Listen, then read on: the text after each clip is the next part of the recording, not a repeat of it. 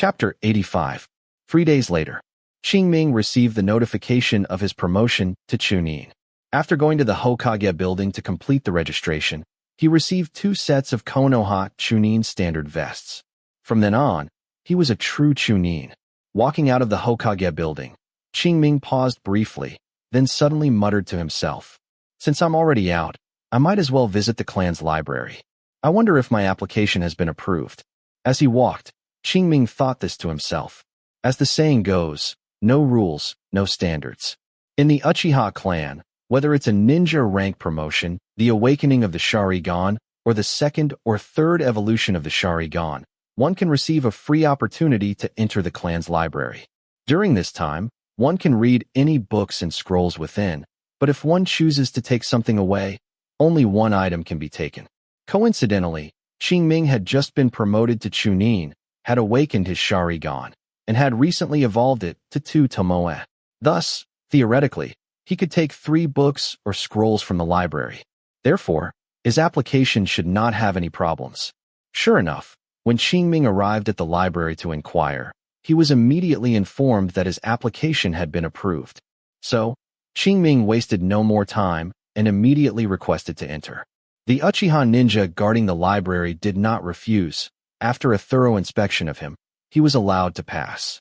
Upon entering this vast library, Qingming finally understood what was meant by deep heritage. Aside from some secret inheritances, this place contained almost all the books and scrolls collected by the Uchiha clan over the past 1,000 years.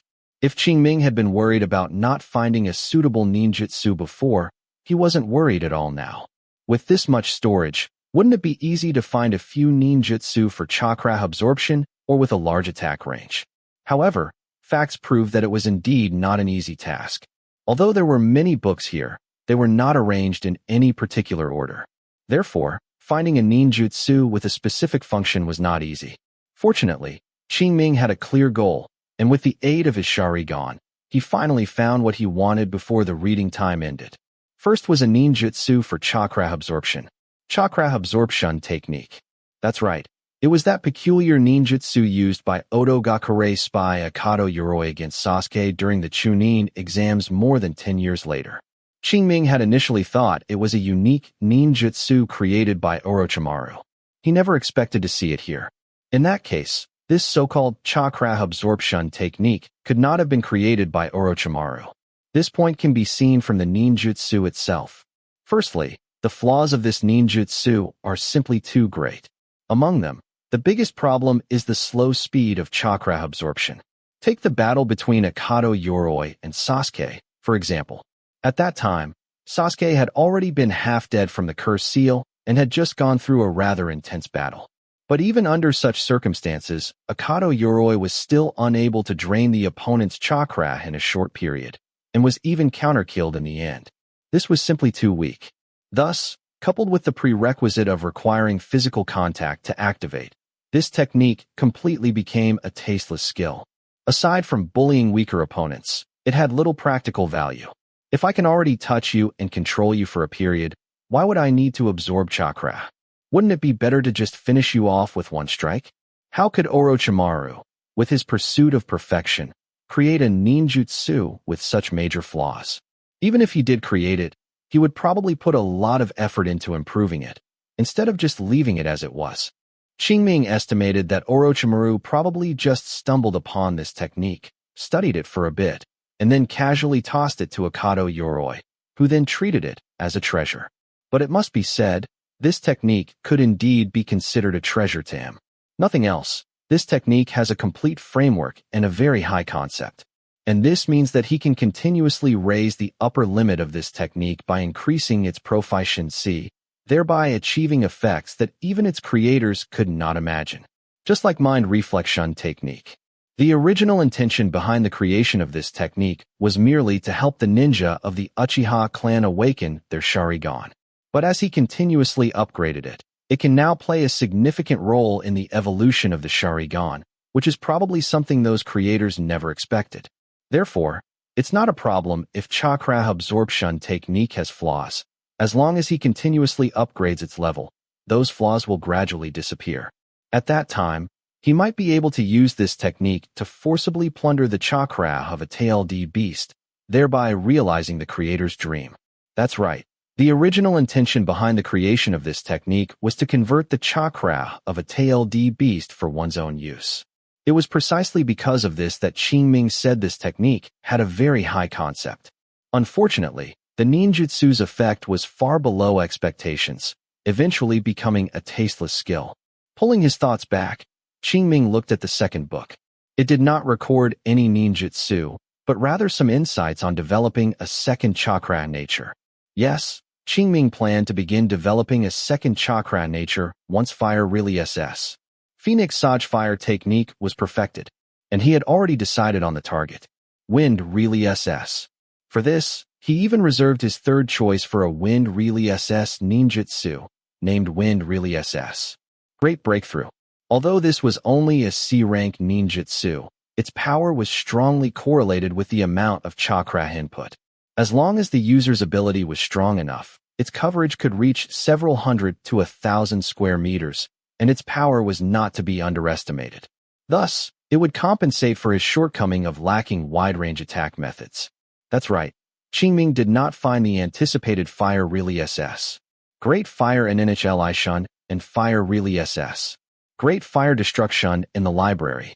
He didn't know if they were hidden in some obscure corner or taken away by Uchiha Madara. In short, he didn't see them. And this was also one of the reasons why he planned to develop Wind really SS as his second nature. Putting away the 3 books, Qingming no longer lingered. After an inspection, he left the library and then directly returned home. Sitting in the training room, Qingming recalled the village's arrangements. According to the notice, he would have about a month to rest. After a month, he would return to the Reina country battlefield. Clearly, the village intentionally left some time for these newly promoted chunin to improve their strength. From this perspective, the battle situation at the front should not yet be at its most critical moment. Otherwise, let alone giving them time to improve their strength, it would be good if they weren't squeezed to death. However, no matter what, having a month of rest time was always a good thing. Coincidentally, he also had several skills that needed to be upgraded, and this 1 month would be enough for him to further increase his strength. With this thought, Qingming stopped thinking and began his training. Chapter 86. Time flew by like a white steed, and in the blink of an eye, a month had passed. This evening, Uchiha clan grounds. In a training ground, Qingming swiftly completed hand seals, opened his mouth, and spat out a large expanse of flames. These flames divided and condensed in midair, eventually forming dozens, even hundreds, of small fireballs resembling balsam pear seeds. The Sharingan in Qingming's pupils rotated, and these fireballs, according to his will, scattered and struck more than 10 large trees nearby. Boom, boom, boom. A series of faint explosions rang out. The fireballs struck the large trees, leaving behind charred, fist-sized craters. Looking at these craters, Qingming nodded with satisfaction, thinking to himself, indeed, after Fire really SS. Phoenix Saj Fire technique leveled up to level 4. Both its plasticity and power have increased significantly. Previously, at level 3, when he used Fire really SS. Phoenix Saj Fire technique, he had to spit out the fireballs one by one, which, while not slow, still had some gaps. And this gave the enemy space to dodge. Now, as Fire really SS. Phoenix Saj Fire technique leveled up to level 4. He began to touch upon the form and nature transformations of Fire really SS Chakra. The former allowed him to spit out Fire really SS Chakra all at once, then divide and condense it, finally controlling all the fireballs to attack together. As long as the time it took for the flames to condense and form was shortened, the enemy's chances of dodging would become smaller and smaller. And this only required him to continue grinding the proficiency of Fire really SS. Phoenix Saj Fire technique. The latter made the fireballs he divided more aggressive. Previously, when those fireballs hit trees, although the damage range was larger, their power was not as great as it was now. Now, although these fireballs can only create a fist-sized crater, the high temperature and explosive effect they contain pose a much greater threat to people than before. It could be said that this single skill alone significantly boosted his strength. Not to mention that his other skills also improved considerably over the past month. Panel. With a thought, Qingming opened his Proficiency panel. The next moment, the familiar light blue screen appeared. Name: Uchiha Qingming. Age: 11 years old. Physique: 9. Spirit: 11. Chakra: 5,610, with a maximum that has increased from 6,109 to 10,621. Bloodline: Sharingan, double Tomoe, from 1 out of 5,000 to 354 out of 5,000. Skills: Chakra Refining Technique, from level 4, 510 out of 2,000, to level 4, 792 out of 2,000. Fire Relay SS, Great Fireball Technique, level 2, 65 out of 500. Fire Relay SS, Phoenix Sage Fire Technique, from level 3, 710 out of 1,000, to level 4, 75 out of 2,000. Fire Relay SS, Dragon Fire Technique, level 2, 35 out of 500. Body Flicker Technique, from level 3, 511 out of 1,000, to level 3, 870 out of 1,000. Shadow Clone Technique, level 0, 5 out of 100. Chakra Absorption Technique, level 1, 1 out of 200. Healing Technique, from level 1, 65 out of 200, to level 2, 10 out of 500. Demonic Illusion, Shackling Stakes Technique, from level 3, 2 out of 1,000, to level 3, 355 out of 1,000. Jinjutsu, Sharingan, from level 2, 65 out of 500, to level 2, 420 out of 500. Mind Reflection Technique, from level 5, 446 out of 5,000, to level 5, 1,181 out of 5,000. Leaf Style Swordsmanship, from level 4, 520 out of 2,000, to level 4, 1,460 out of 2,000. Uchiha Style Swordsmanship, from level 4, 1 out of 2,000, to level 4, 1,205 out of 2,000. Ninja Tool Throwing, from level 4, 350 out of 2,000, to level 4, 1,620 out of 2,000. Chakra Control, from level 3, 220 out of 1,000, to level 3, 405 out of 1,000. 3-Body Technique, level 3, 0 out of 0. As can be seen, over the past month, in addition to Fire Relay SS, Phoenix Sage Fire Technique leveling up, Healing Technique was also trained by him from level 1 to level 2, making its healing effects even better. Furthermore, Body Flicker Technique, Demonic Illusion, Shackling Stakes Technique, Jinjutsu, Sharingan, Leaf Style Swordsmanship, Uchiha Style Swordsmanship, and Ninja Tool Throwing also saw significant improvements, especially Body Flicker Technique and Jinjutsu.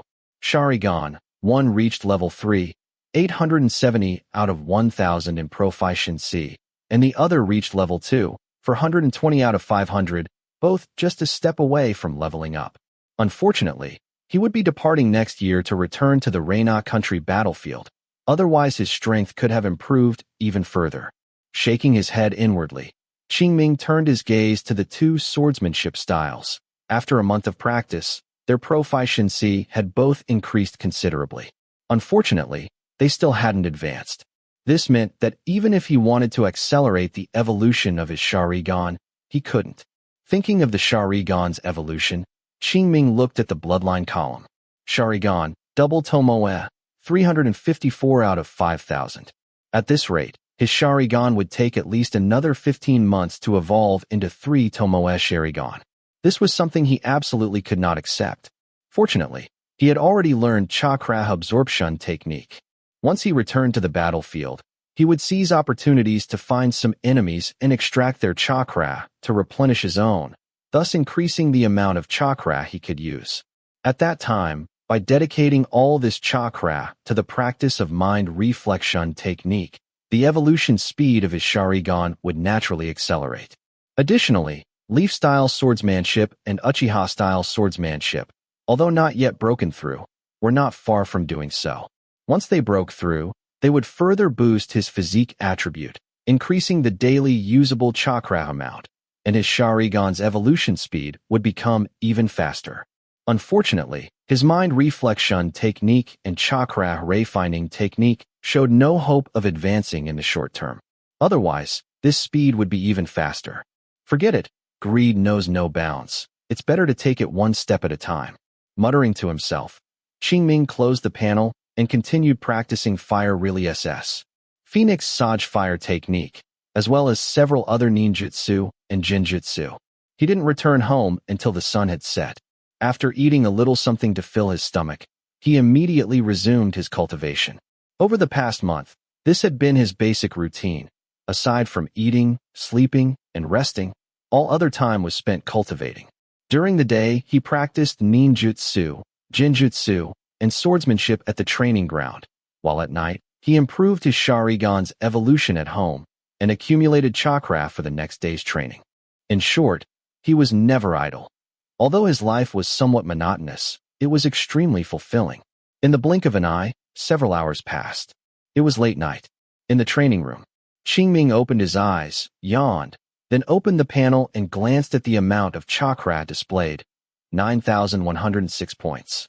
Feeling that his body had reached its limit, Qingming stopped operating chakra refining technique, washed his face briefly, and then returned to his bedroom. A few breaths later, soft snores could be heard. Qingming had already entered dreamland. The night passed without incident. The next day, early morning, the sky was just beginning to lighten. After breakfast, Qingming arrived at the plaza in front of the Hokage building. From afar, he saw Uchiha Shursui. Over the past month, he had often seen him at the training ground, occasionally sparring in swordsmanship, so while they weren't extremely close, they weren't strangers either. Qingming quite liked Uchiha Shursui's personality. Although he was sometimes idealistic, at least he wouldn't go to extremes like the later Uchiha Itachi. Of course, it might also be that Uchiha Itachi went to extremes because he witnessed Uchiha Shursui's death before his eyes, but regardless, Qingming did not condone his act of slaughtering his entire clan. However, since he had come to this world, inherited the identity of Uchiha Qingming, and enjoyed the clan's benefits, he would not allow such a thing to happen again. As for Uchiha Itachi, if the brat is disobedient, he'll just teach him a lesson then. If he didn't have such strength by then he deserved to be killed by the other party. Various thoughts flashed through his mind, and Qingming joined the crowd.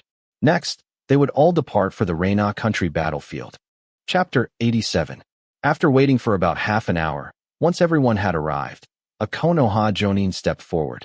Qingming recognized this person. It was Tanikawa Maki, their examiner for the second stage of the Chunin exams a month ago. This person was the captain for their journey, leading them back to the Reina country battlefield together. Clap, clap, clap. Tanikawa Maki clapped his hands. After attracting everyone's attention, he spoke. Some of you have come from the Reina country battlefield, and some of you are going to the Reina country battlefield for the first time, but, speaking of this, he scanned the entire group, his voice suddenly becoming extremely serious, saying, "But, whether it's the former or the latter, I hope you will absolutely obey my orders in the coming days. Do you understand?" Everyone exchanged glances, then responded in unison. Understood. On this journey, besides Tanikawa Maki, who was a true Jonin, the high-level combat power in the team consisted of only 3 special Jonin. The rest were either Chunin or Geinin. Since the other party demanded obedience to his orders, naturally no one would jump out to refute him. What's more, the other party was already the captain appointed by the village, so they should obey him. However, Qingming inexplicably felt that something was amiss.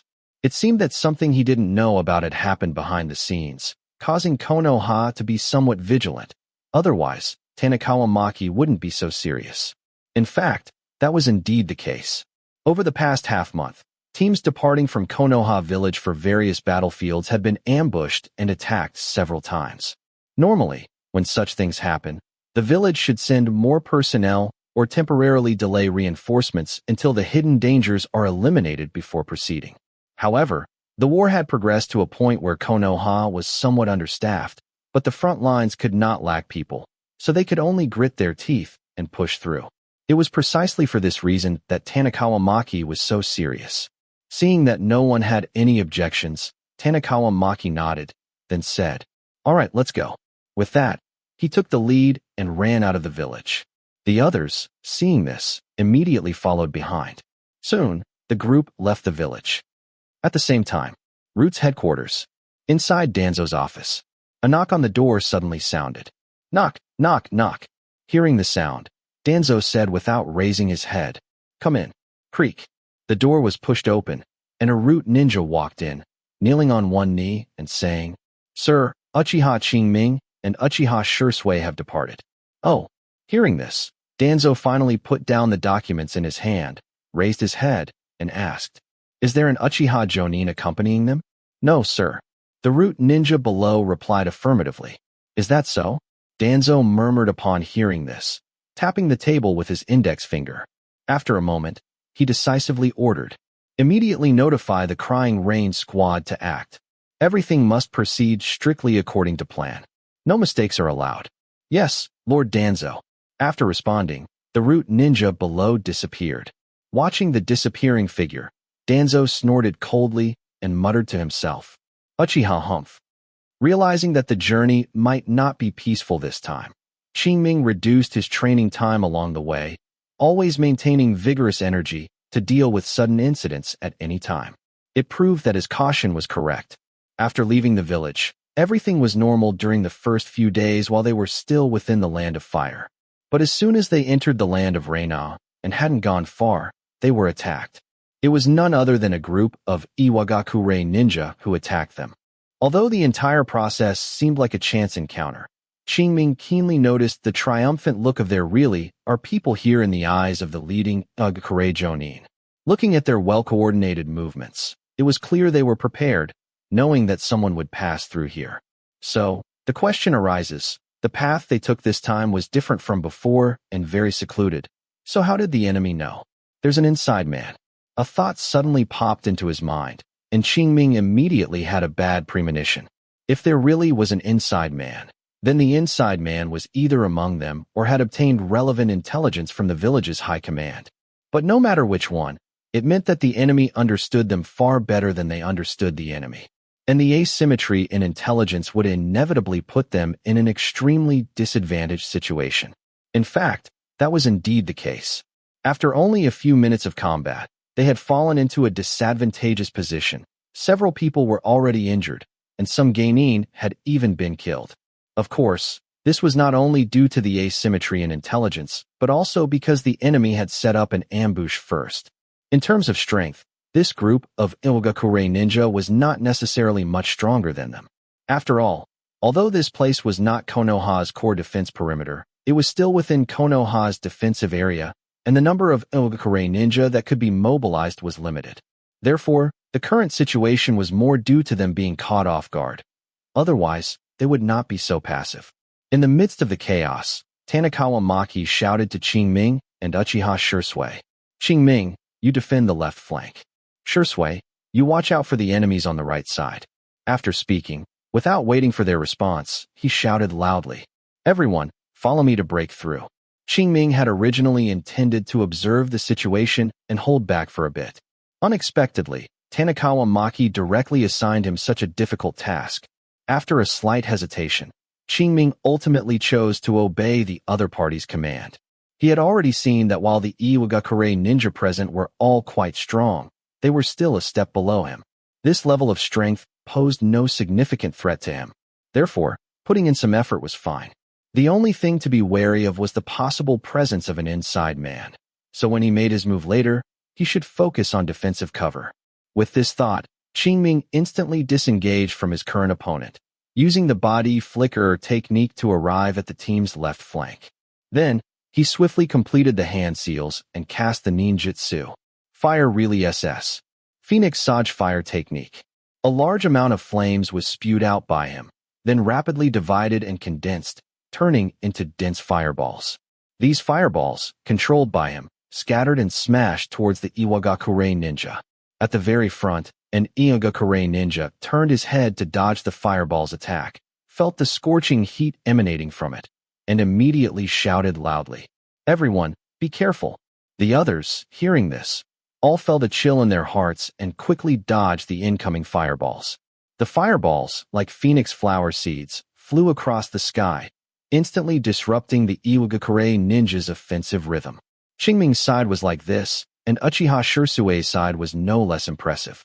He was seen holding a short sword, continuously using the body flicker technique, like a ghost, charging wildly through the Iwagakure ninjas' ranks, throwing their formation into disarray.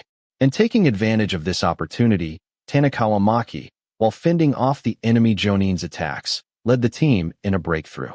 Approximately half an hour later, Qingming and his group finally broke free from the Iwagakure ninjas' encirclement. Although they had not completely shaken off the pursuit, they were no longer as passive as before.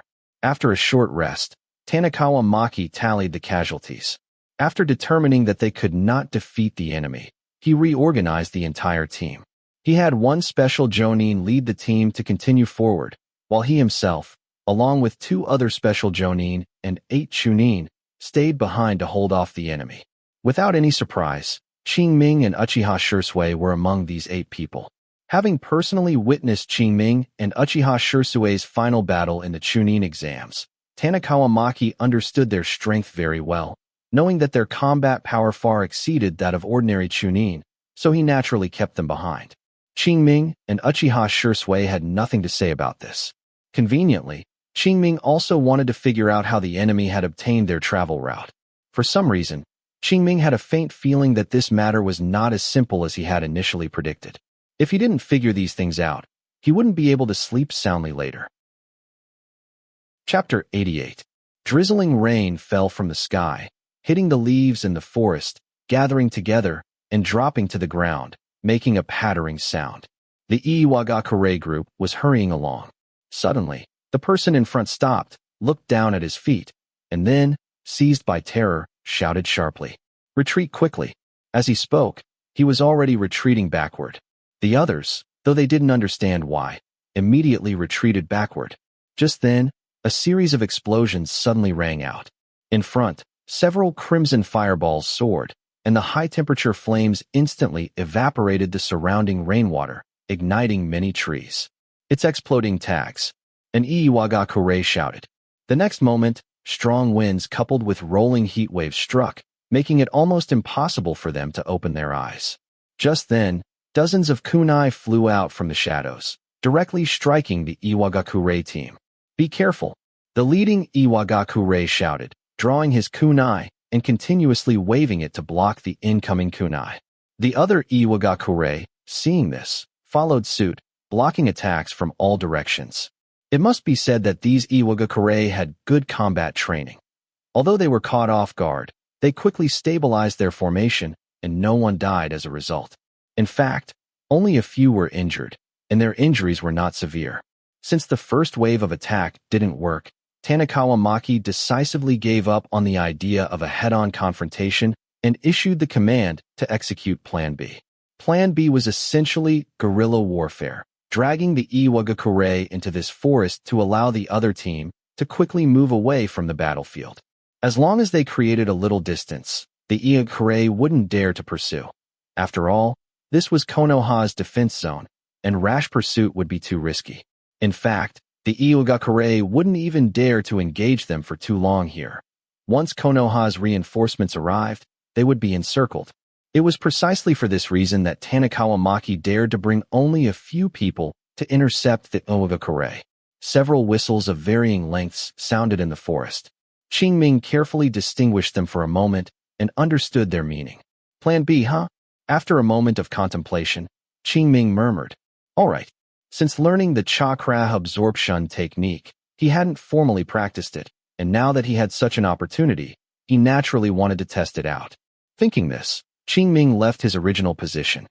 At the same time, the Iwagakure who dodged the first wave of attack seemed afraid of continuous attacks, and their team quickly split into several groups, rushing towards the direction from which the kunai had just been shot. Before long, intense sounds of fighting came from the forest.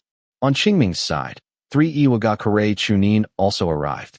Qingming hid on a tree branch, his scarlet Sharingan eyes staring intently at the 3 below, like a hunter watching his prey. Below, an Iwagakure suddenly shivered. He turned to his companion and asked, "Ishimatsu, do you feel like something is watching us?" "What? You feel it too?" Ishimatsu, the Iwagakure, heard this. His face changed drastically, and he cried out in surprise. At this point, all 3 Iwagakure realized something was wrong. But it was too late. Qingming leaped down from the tree branch, suddenly appearing in front of the Iwagakure, who had just spoken. A cold glint flashed, and Qingming swung the short sword in his hand. Ishimatsu raised the kunai in his hand, intending to block. But just then, a pair of scarlet Sharingan eyes appeared in his pupils, causing him to lose focus for a moment.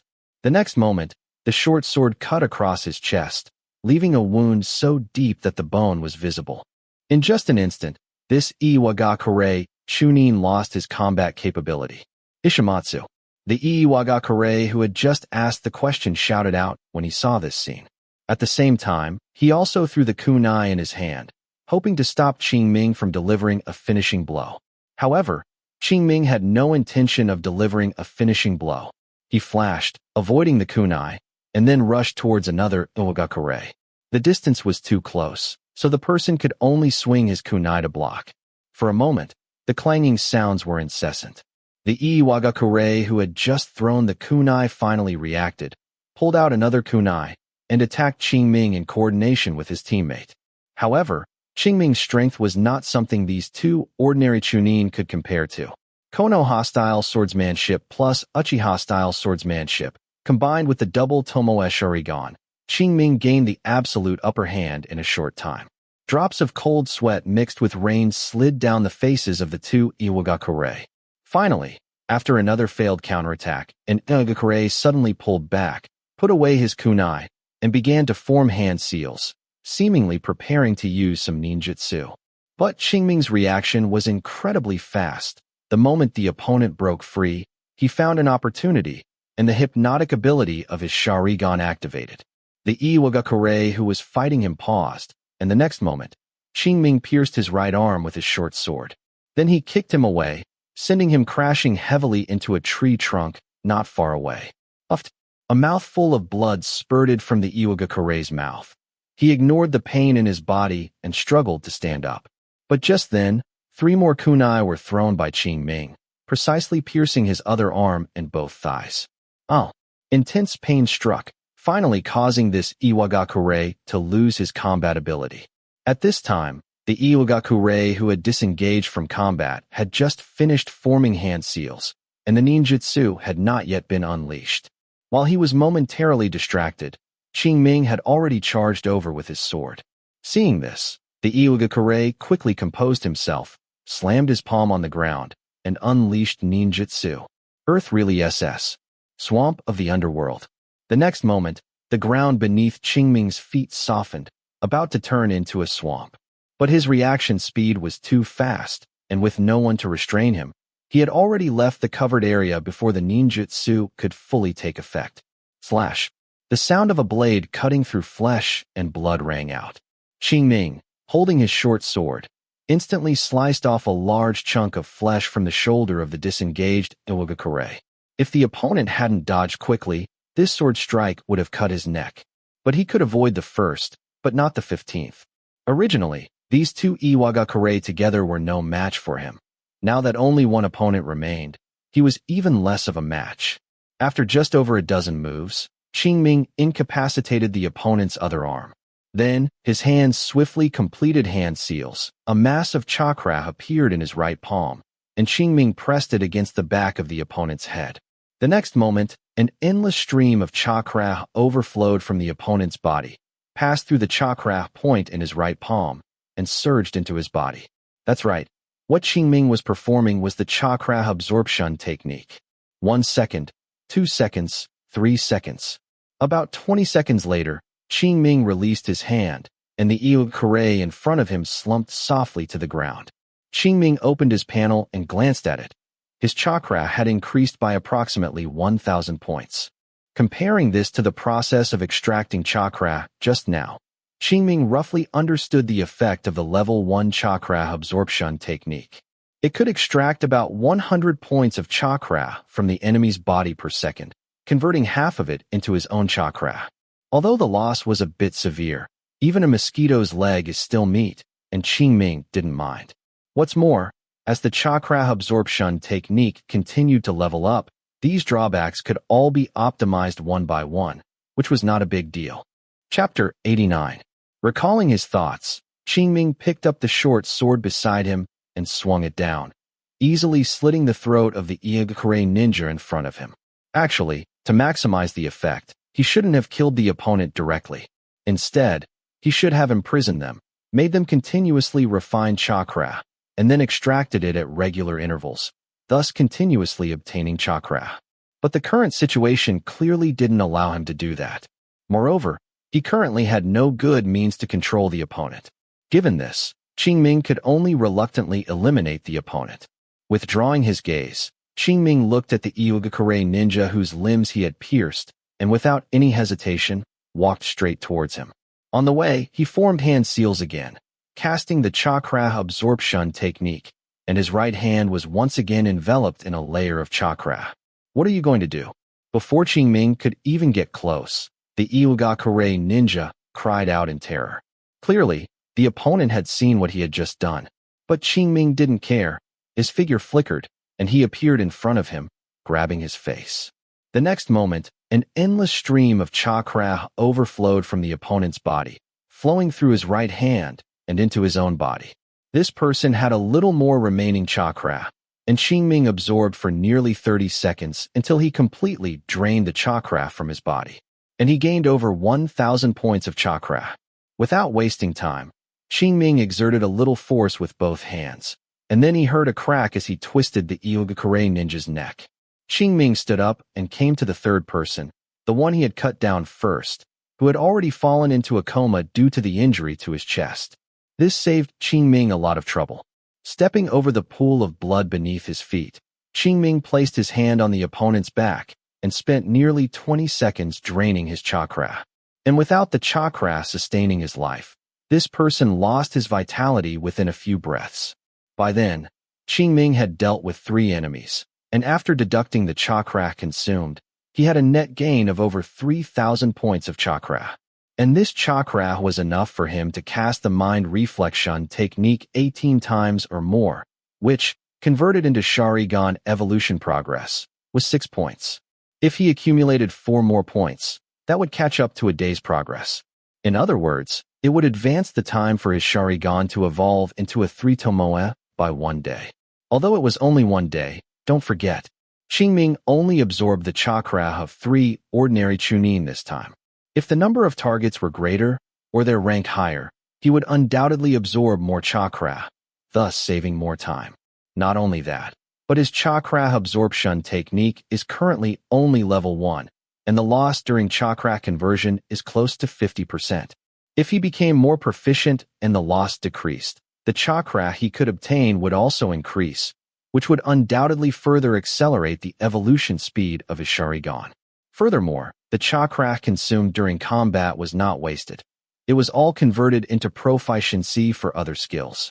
Thus, when he cultivated again, Qingming could appropriately reduce his investment in these skills and instead put more chakra into practicing the mind reflection technique.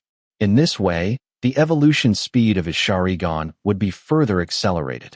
Thinking of this, Qingming couldn't help but let out a long sigh of relief. He finally saw hope.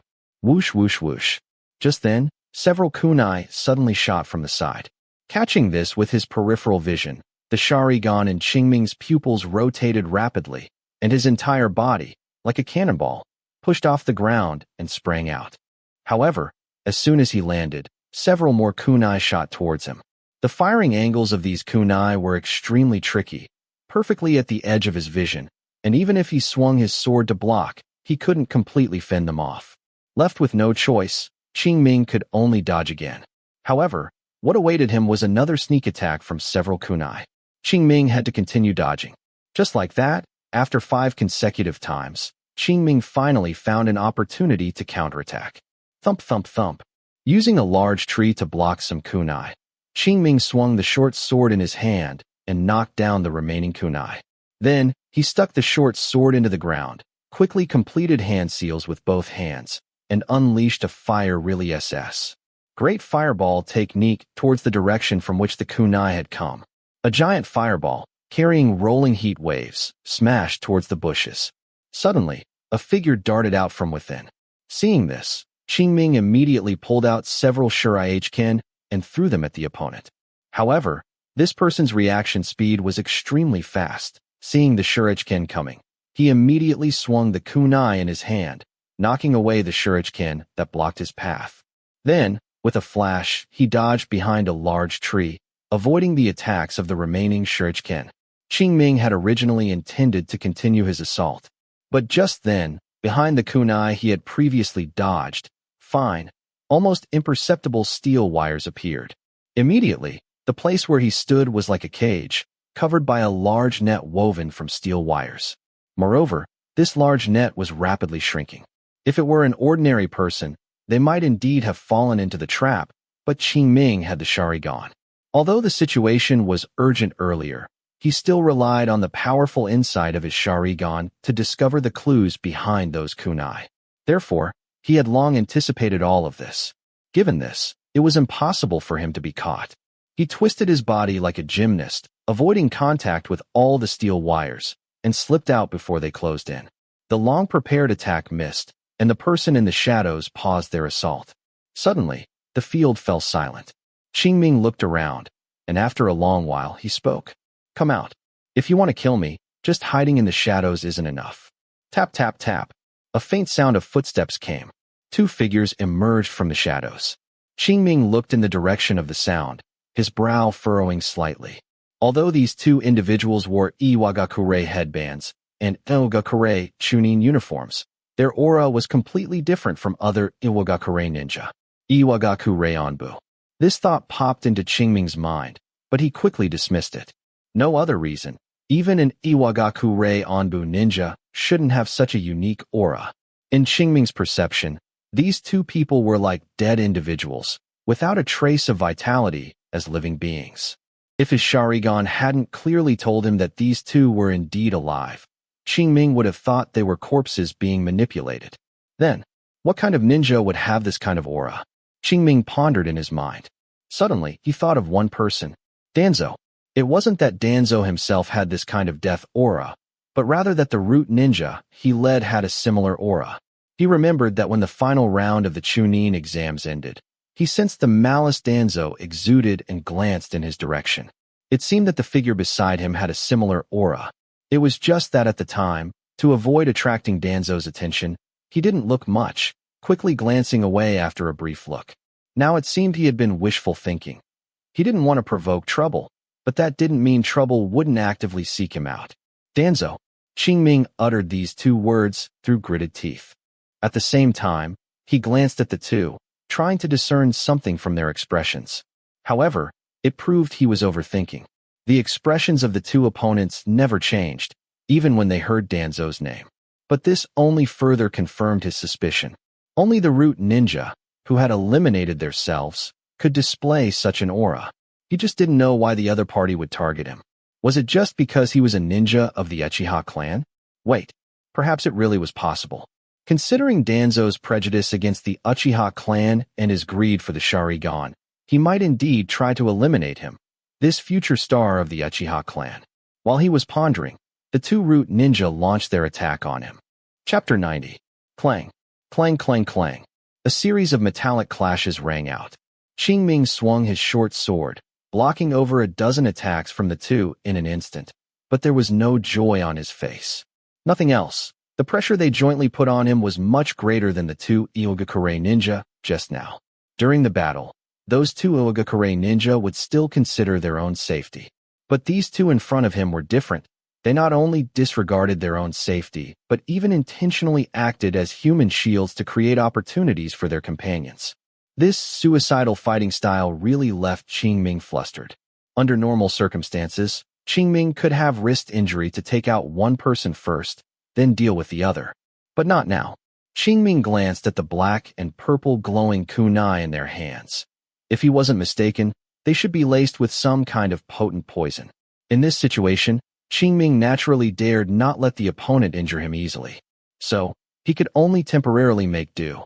Fortunately, Qingming's swordsmanship was more than a cut above theirs, and after adapting to their rhythm, he quickly gained the upper hand again. Before long, several new wounds appeared on their bodies. But how should one put it? As expected of the mission tools trained by the root, even when injured, their combat power showed no signs of weakening. However, Humans are ultimately human. No matter how firm their will, when their bodies can no longer bear it, their combat power will naturally decline. At that time, it would be his opportunity.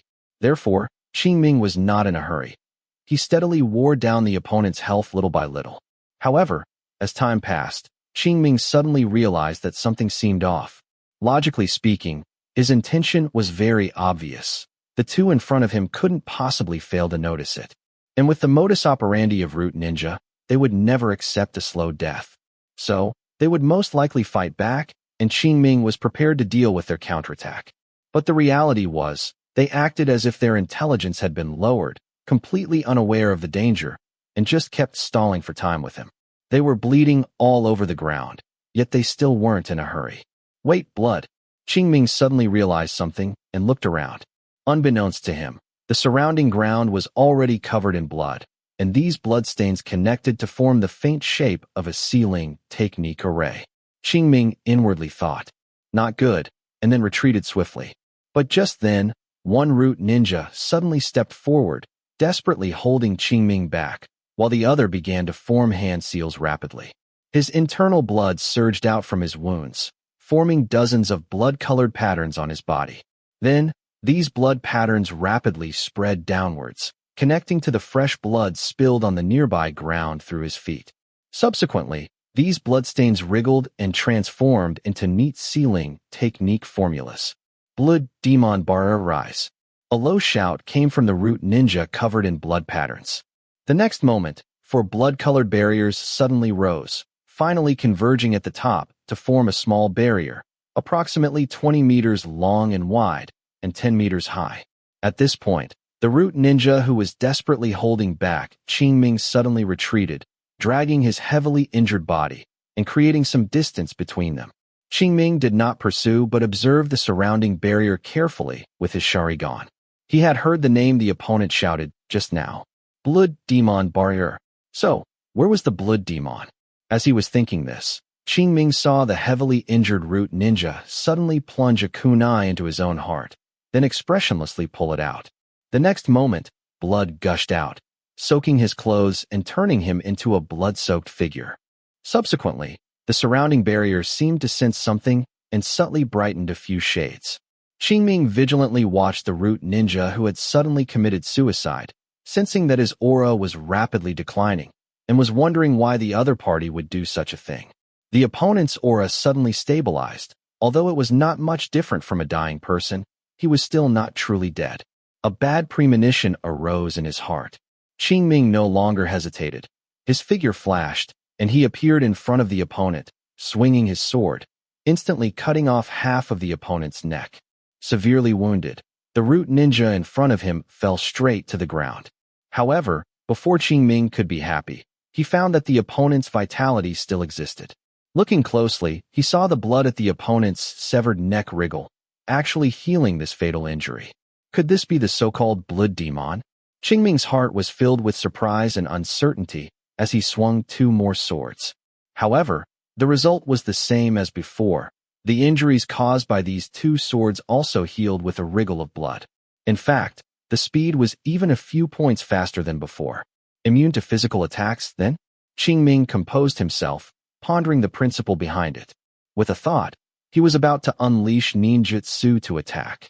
But just then, a low growl, not sounding human, came from the opponent's mouth.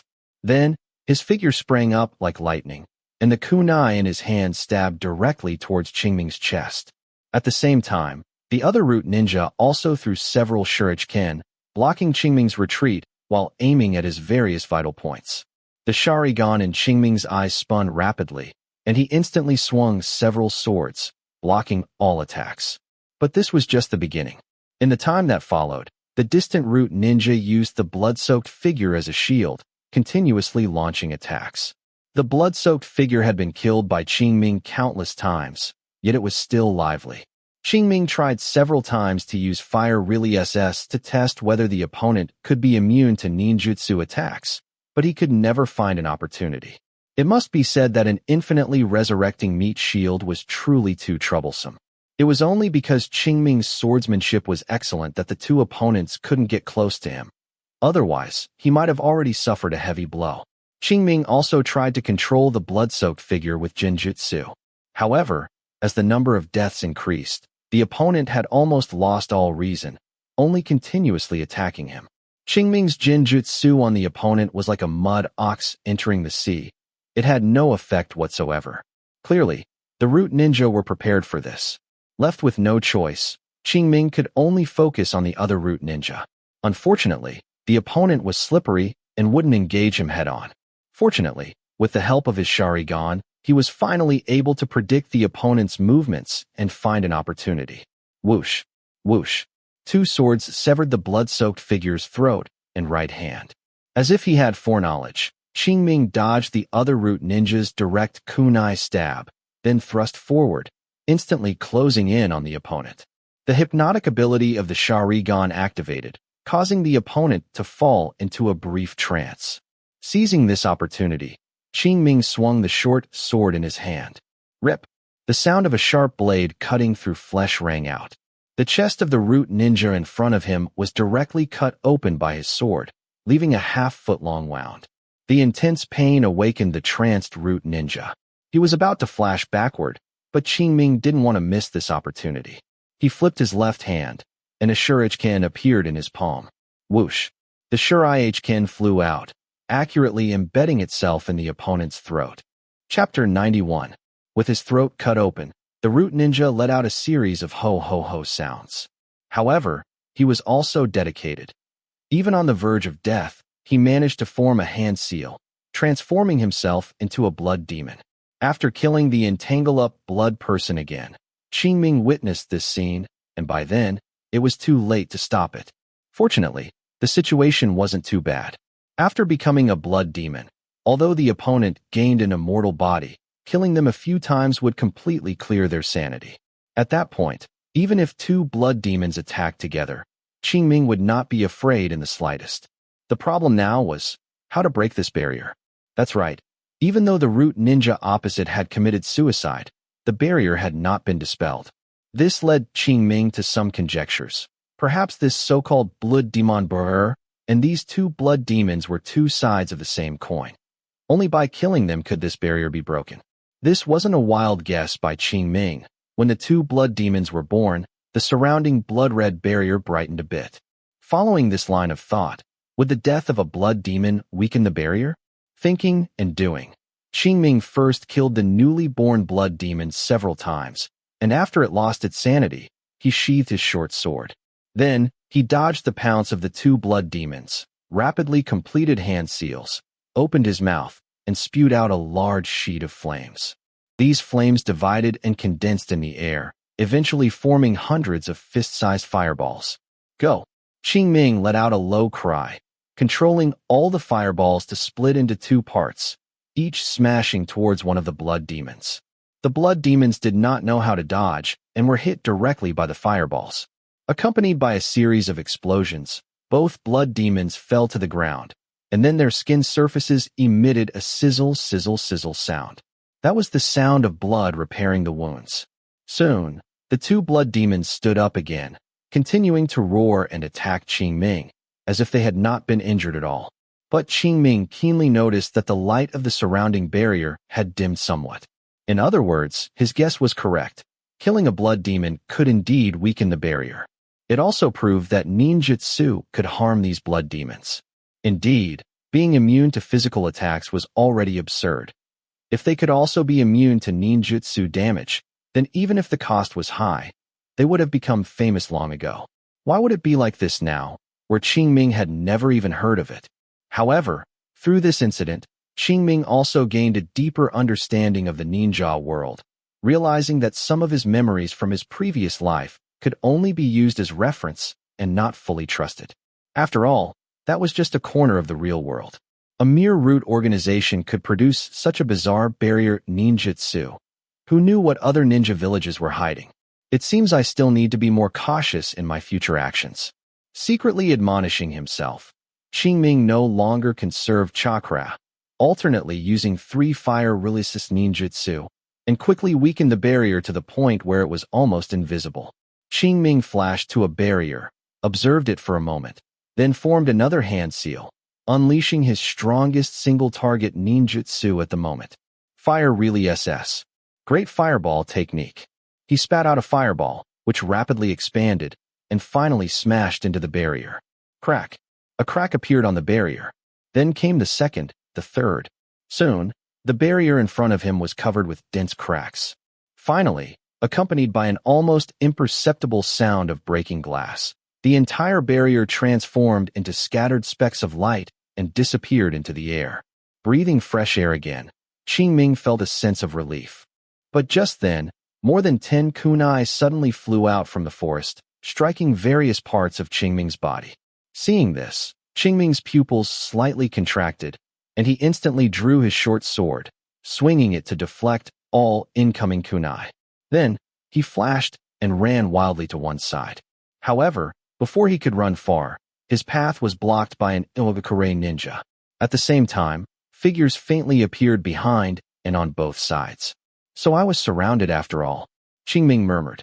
As early as when the two-root ninja deployed the blood demon barrier, Qingming had guessed that he might be surrounded by Iwagakure ninja. After all, such a special barrier, even if its coverage was not large, was enough to attract attention.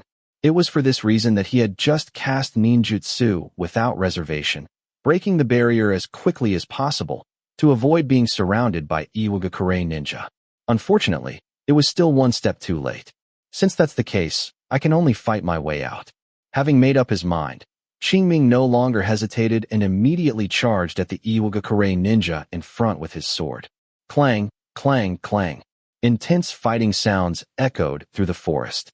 Qingming fought while advancing deeper into the dense forest.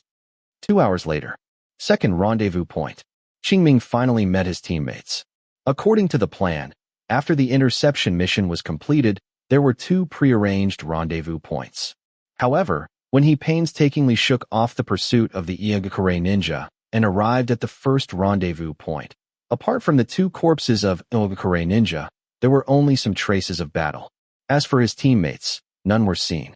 Left with no choice, he could only continue forward, unfortunately encountering another team of Iwagakure ninja along the way. There were 4 of them, led by a special jonin. To shake them off, Qingming took a cut to his side. Fortunately, he had a healing technique, so this injury was not a problem. After nearly another hour of travel, he finally reached the second rendezvous point and at last saw his teammates. However, before he could approach, a kunai was shot over. Qingming's expression remained unchanged, and he quietly stopped, the kunai landing as a warning about half a meter in front of him. Passcode. A voice came from ahead. Qingming frowned slightly and directly retorted, "What passcode?" However, upon hearing his question, that person, along with several others nearby, all breathed a sigh of relief, then said, "It's one of us. Come on over." Upon hearing this, Qingming hesitated briefly, then walked over. As he approached, the person who had asked the question earlier explained, "Qingming, don't mind it. Just now at the first rendezvous point, someone tried to infiltrate, so we temporarily arranged this test."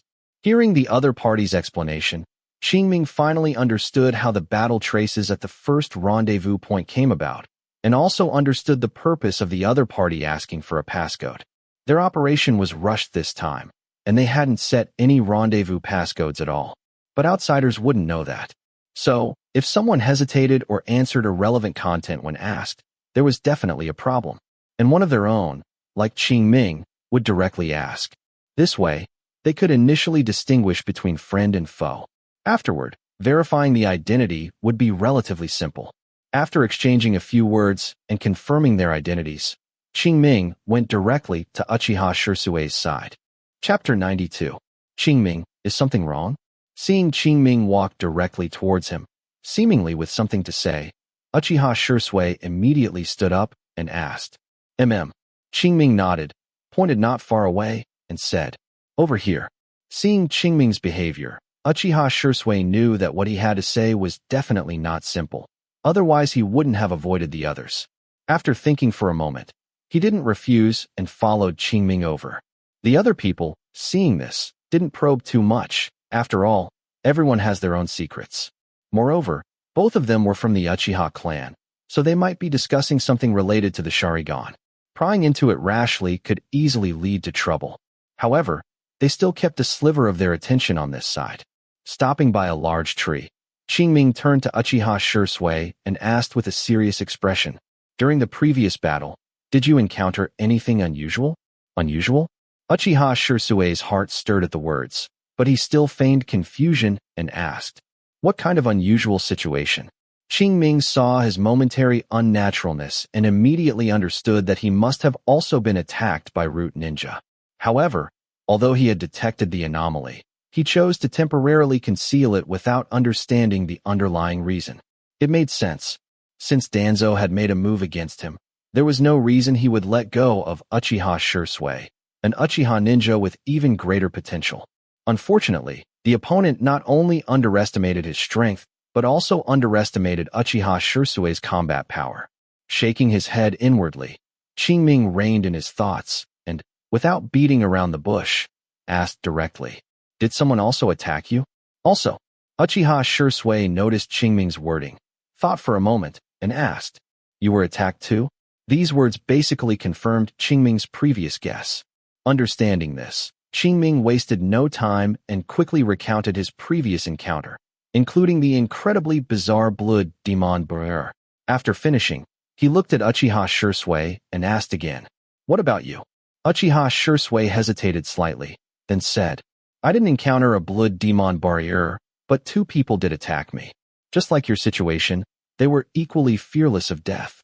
"Is that so?" Qingming pondered for a moment, then continued to ask, "What else? Any other special characteristics? Like their demeanor?" Upon hearing Qingming say the word demeanor, Uchiha Shisui finally confirmed that Qingming had also been attacked. No other reason was needed. The demeanor of those people was too unique, and Qingming asking about it showed he had also noticed this. At the same time, it indirectly proved that the enemies they faced were very likely from the same group. All sorts of thoughts flashed through his mind, and Uchiha Shisui replied seriously, "Indeed, their demeanor was very peculiar. It always gave me a sense of lifelessness. It really is them." Qingming feigned as if his inner suspicions had been confirmed, muttering aloud to prompt Uchiha Shisui to ask further. As expected, hearing his words, Uchiha Shisui hurriedly asked, "What do you mean, it really is them?" "Qingming, do you know the identity of those people?" Hearing the question, Qingming feigned hesitation, remained silent for a moment, then spoke. "If I'm not mistaken, those people should be Root Ninja." "Root?"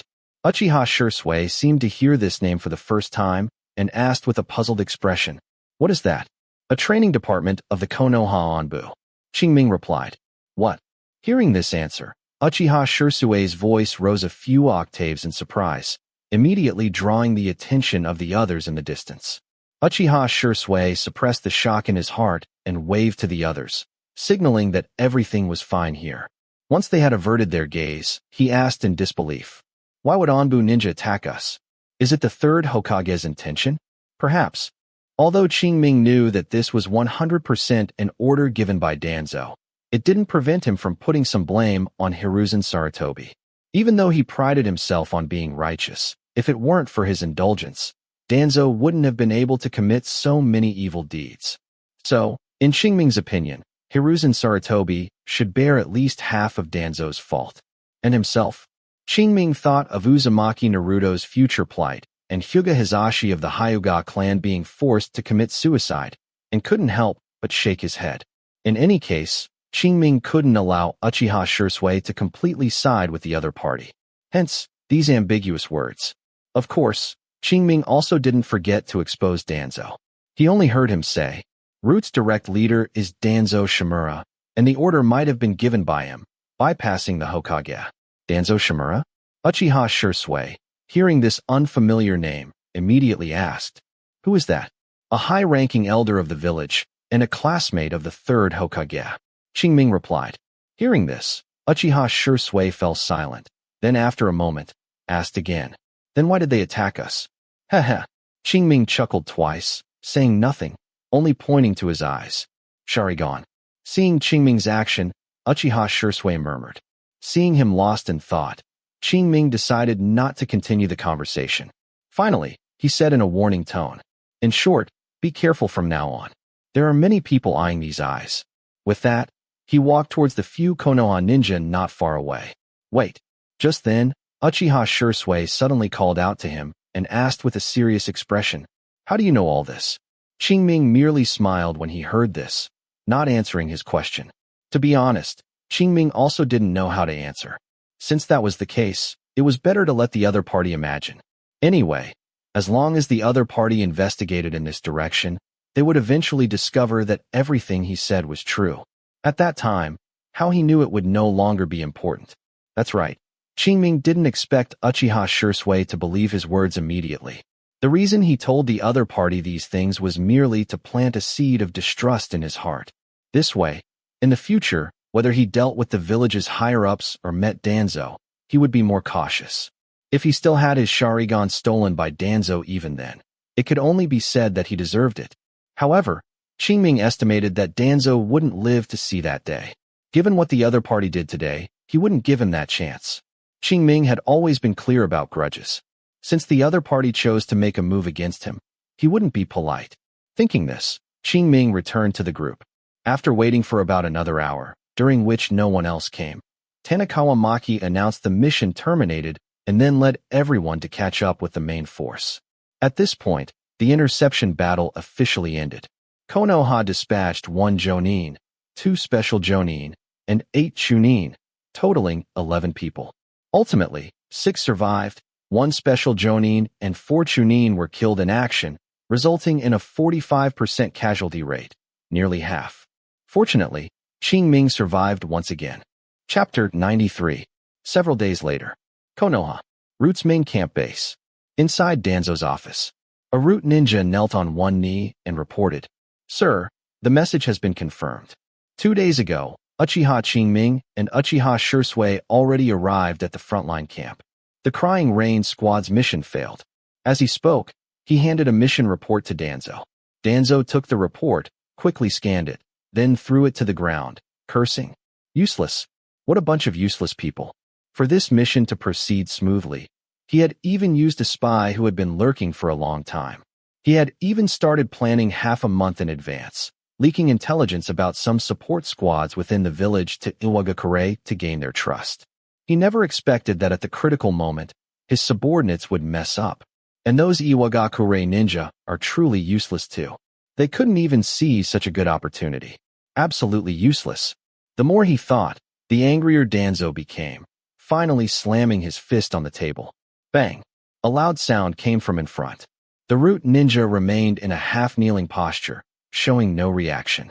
It was only after Danzo regained his composure that he said, "Sir, should we continue to send people to assassinate them?" Upon hearing this, Danzo pondered for a long time before finally saying, "Forget it, let's leave them alone for now." Recently, Kumogakure has been gathering forces, seemingly planning something big. Your primary task now is to keep a close watch on them. Yes, sir. The Root ninja below responded. Qingming did not know that he had unknowingly escaped a crisis. And by the time Danzo focused his attention on him again, he was no longer a Chunin who could be dealt with by simply sending a few people. Time flew by, and it was early September.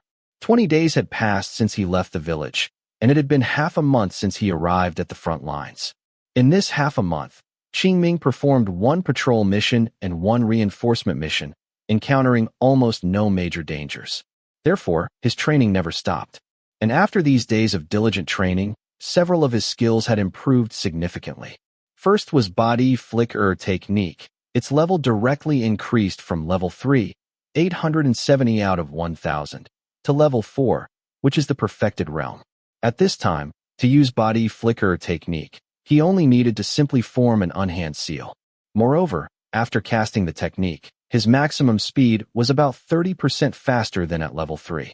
In this situation, if he launched a surprise attack on an ordinary Chunin, unless the opponent was exceptionally vigilant, they would not be able to react at all. In other words, he now had the strength to instantly kill some Chunin. Next was Jinjutsu. Sharingan. After these days of training, its level also increased from level 2, 420 out of 500, to level 3, 120 out of 1000. Just as it did from level 1 to level 2, this promotion still improved the casting speed and the power of the Jinjutsu. This allowed Qingming to have more opportunities to use it in combat, which was a decent improvement. Also, there were leaf-style swordsmanship and Uchiha-style swordsmanship. Because he couldn't practice during the days of travel, the progress was slightly slower than expected. Even so, they had reached the verge of promotion. The former's Proficiency reached level 4, 1,910 out of 2,000, while the latter was level 4, 1,750 out of 2,000. Qingming estimated that they would be able to upgrade in about another week. At that time, he could try to fuse these two sword styles. In addition, their upgrade would likely cause his physique attribute to increase as well, and this would undoubtedly increase the amount of chakra he could use daily thereafter. Thus, he would be able to use more chakra for the practice of mind reflection technique, thereby accelerating the evolution of his Sharingan. Speaking of the evolution of the Sharingan, one cannot help but mention Chakra absorption technique. After half a month of resource allocation, he had trained its level from level 1, 1 out of 200, to level 2, 105 out of 500. At this time, when cast again, he could absorb 200 points of chakra per second from an enemy, and convert 60% of it into his own chakra. Using this technique, in the past half a month, he absorbed chakra from 7 enemies across 2 missions, gaining approximately 8,000 points of chakra. All of this chakra was used for practicing mind reflection technique, yielding 48 points of proficiency and an additional 16 points of Sharingan evolution progress. However, this speed was still too slow. Qingming planned that after the 2 sword styles were fused, he would find an opportunity to work alone to obtain more chakra, thereby maximizing the acceleration of the Sharingan's evolution. Qingming, what are you thinking about? Let's go. His teammates' call woke Qingming from his daze. He perfunctorily replied, nothing, and then followed the team towards the west side of the main camp. Next, he would be performing a week-long patrol mission, primarily to prevent infiltration by Sunagakure squads. That's right, Sunagakure. The land of Reina is now basically divided into 4 parts. Besides the hidden rain village, which is holed up in the central area, Konoha occupies a large area to the south. The northeast is Unagakure's territory, and the west is Sunagakure. Qingming had not forgotten his plan to acquire the puppet esikaret technique and increase his chakra control level. After returning to the battlefield this time, he applied for it. Now, after layers of approval, he had finally been reassigned to the west side of the main camp. From now on, his missions would be concentrated here. Thus, the chance of obtaining the puppet esikaret technique would greatly increase. However, before that, he still needed to familiarize himself with the opponents, as he had been fighting Unagakure ninja for the past few months. Now that he had switched, he naturally needed to familiarize himself with the Sunagakure ninja's fighting style. Because each village's geographical environment is different, and the leader's choices are different, the ninjas' combat methods and habits, and even their chakra affinities, vary greatly. Just like Iwagakure, because Inoki widely opened the doors of the Ninja Academy and set very low admission and graduation requirements, the number of Iwagakure ninja is almost the highest among the 5 great ninja villages. But similarly, the average combat strength of Iwagakure ninja is also the lowest among the 5 great ninja villages. Thus, to fully utilize their value, they need to work in multi-person teams. Therefore, Iwagakure ninja are more skilled in group combat. Conversely, because Sunagakure is located in a desert and lacks resources, it cannot train as many ninja. So, the number of Sunagakure ninja is almost the fewest among the 5 great ninja villages. But accordingly, fewer people also mean more concentrated resources, so the ninja trained by Sunagakure are mostly elites. Compared to group combat, they are more skilled in one-on-one fighting. Naturally, different strategies must be adopted to deal with these different types of ninja. And this is what Qingming meant by familiarizing himself with the opponents. Time flowed by second. As dusk approached, Qingming and the others finally arrived at their destination. After completing the handover with the ninjas stationed there, they officially began their patrol mission. Chapter 94. In the blink of an eye, 3 days had passed. Qingming encountered neither enemies nor dangers. Besides routine patrols, he spent his days diligently cultivating. The 2 sword arts he was preoccupied with were progressing quite well, with their proficiency levels increasing significantly, especially leaf-style swordsmanship, which had almost reached the realm of perfection. Now, Qingming only wanted to complete the mission quickly and then return to continue grinding his progress. However, events often do not unfold according to one's subjective wishes. Just as Qingming thought today would be as calm as the previous 3 days, he suddenly received a distress signal from one of his subordinates. That's right, a subordinate. Ever since he was promoted to Chunin, he was no longer a dispensable cannon fodder. Coupled with the prestige of being from the Uchiha clan, he almost always held a certain position in every mission. Just like this time, he was the captain of one of the patrol teams, managing 3 Chunin, and the one who sent the signal was one of them. By the time he and the other 2 arrived, that person was already dead. Immediately, all 3 became highly alert, cautiously looking around, and Qingming's Sharingan was fully activated, constantly observing every rustle and movement in the surroundings. It wasn't that they were overly nervous. It was simply that the enemy's strength could not be underestimated. From the moment they discovered the signal until they arrived, it was at most no more than a minute. And to be able to kill someone in such a short time, no matter how it was achieved, it would not be simple. Therefore, they had to be careful and cautious. A moment later, Qingming raised his right hand, indicating that the surroundings were temporarily safe. At this point, the other 2 finally lowered their guard.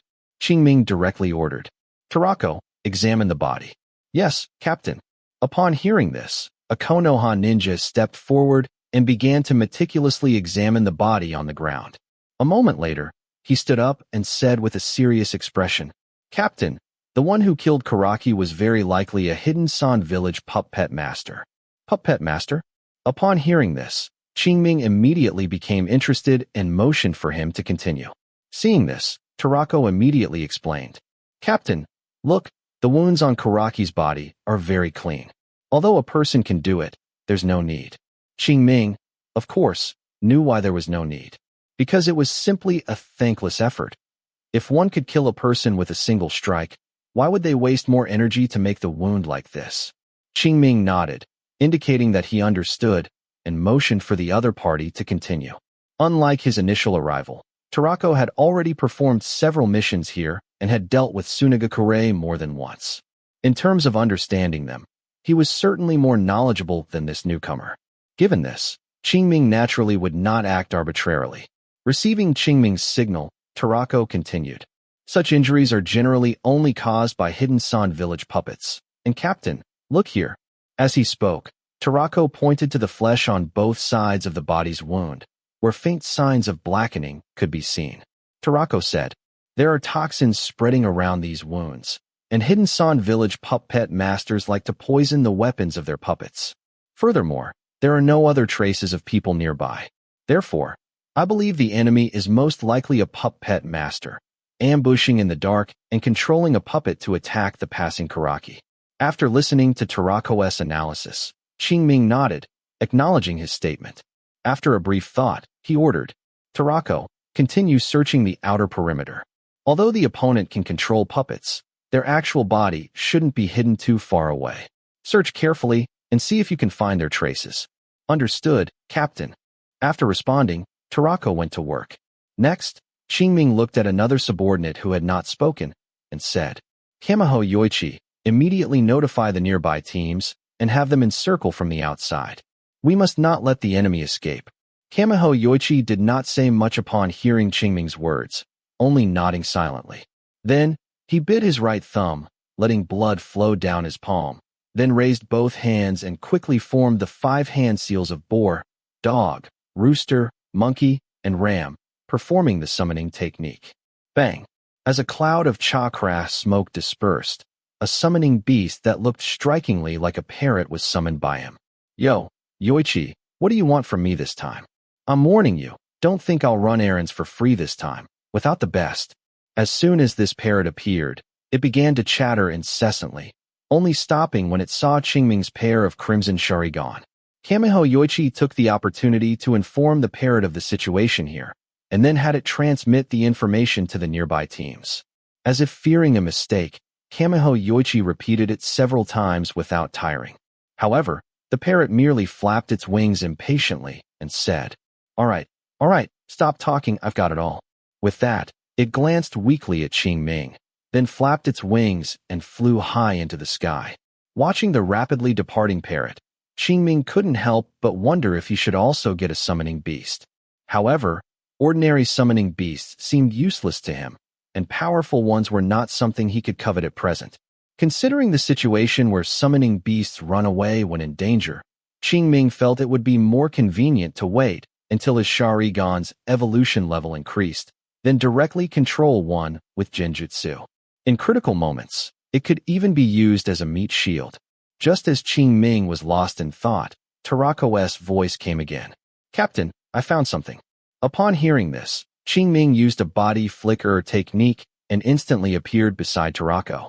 Looking at the suddenly appearing Qingming, Tarako secretly thought, the captain's body flicker technique is still so fast.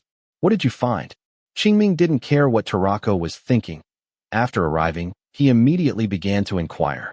Hearing Qingming's question, Tarako collected himself and pointed to the grass ahead, saying, Captain, look, these are traces of someone having stayed here for a long time. Qingming followed the direction of his finger and indeed saw some flattened flowers and plants, and beneath them, he also saw 2 shallow footprints. Thanks to the continuous rainy weather in the land of Reina, the flowers, plants, trees, and soil in the forest were relatively moist, which allowed these traces to be preserved completely. However, Qingming looked back and found that this spot was nearly 20 meters away from where Kuraki died, with no obvious traces in between. This indicated that the enemy controlled the puppet from at least 20 meters away. And to be able to flexibly control a puppet from such a distance and kill Kuraki, a Chunin, in a short time, speaks volumes about their strength. Involuntarily, Qingming became even more alert. However, he did not give up, not to mention that as a member of the patrol team, his duty was to prevent the enemy from infiltrating towards the main camp. The mere identity of the opponent as a puppet master made him worth pursuing relentlessly.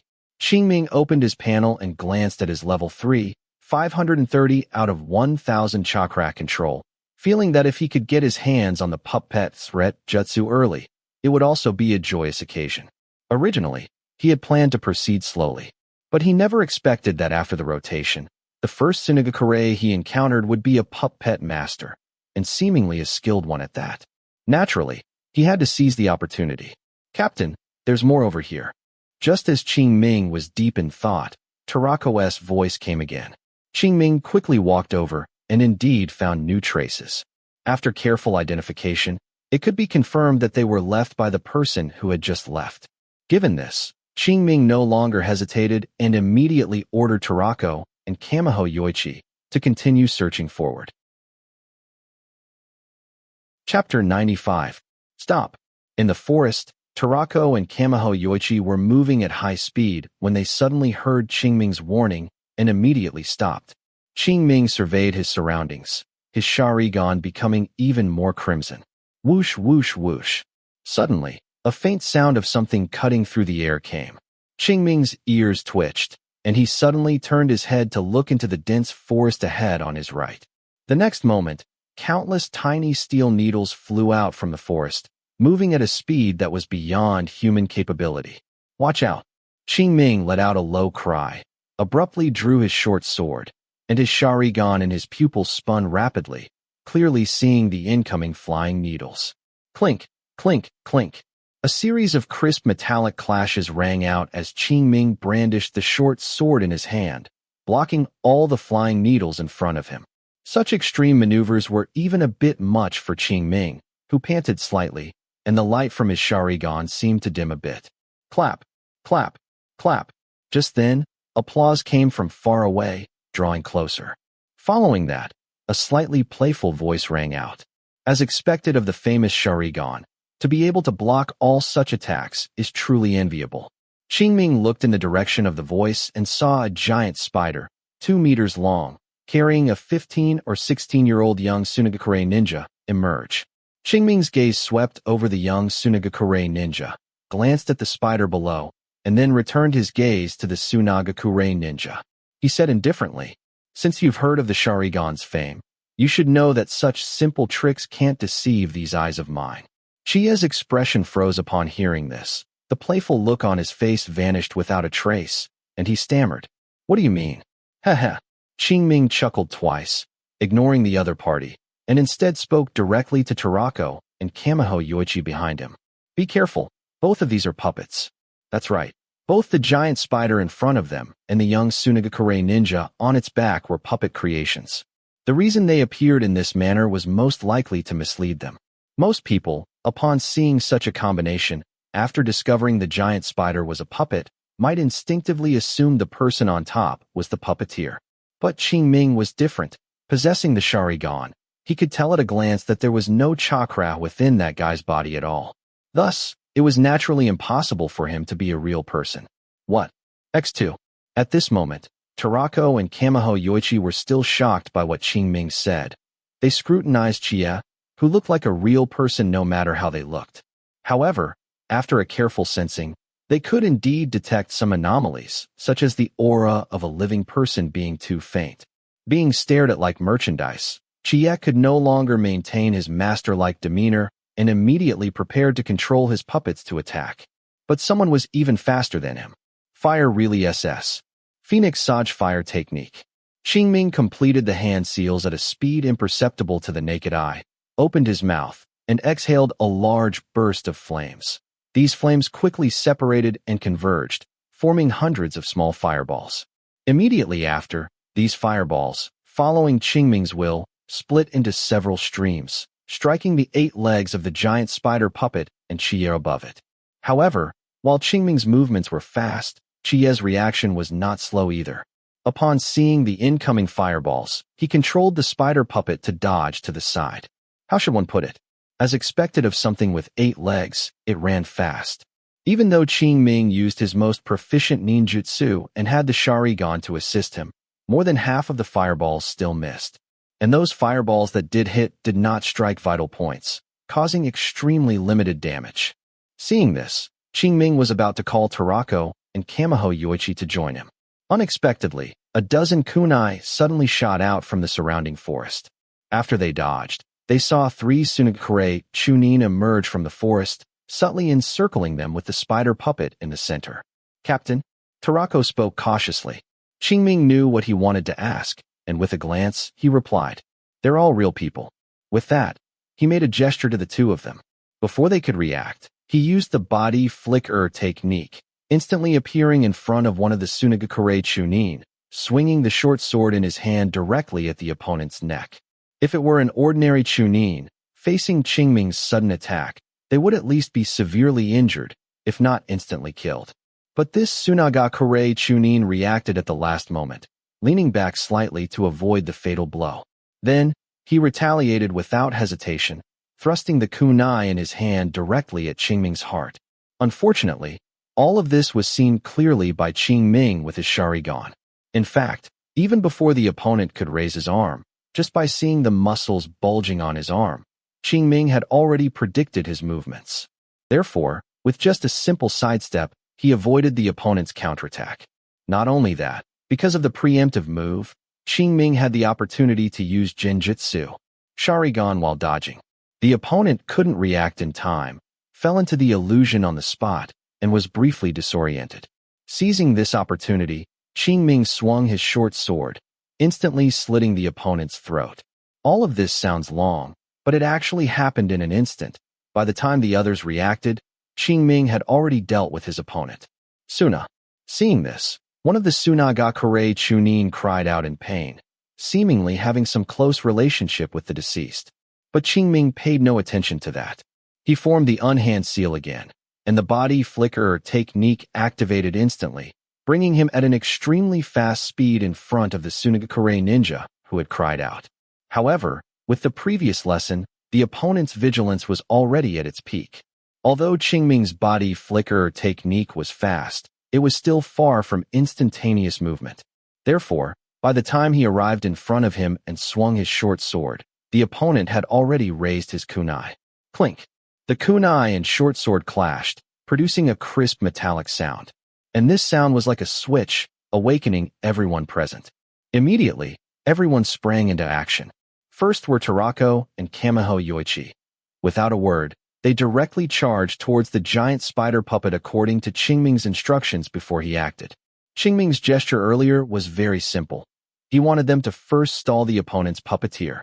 It was just that everything happened too quickly, and before the two of them could react, Qingming had already acted. Not to mention them.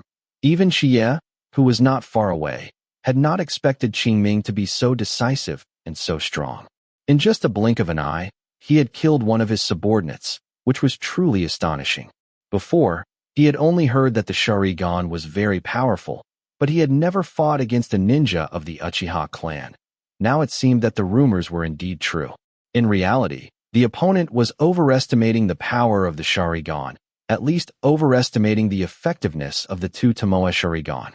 Not every Uchiha ninja who awakened the two Tomoe Sharingan could train the body flick or technique to his level during their Chunin period, nor possess his rich combat experience.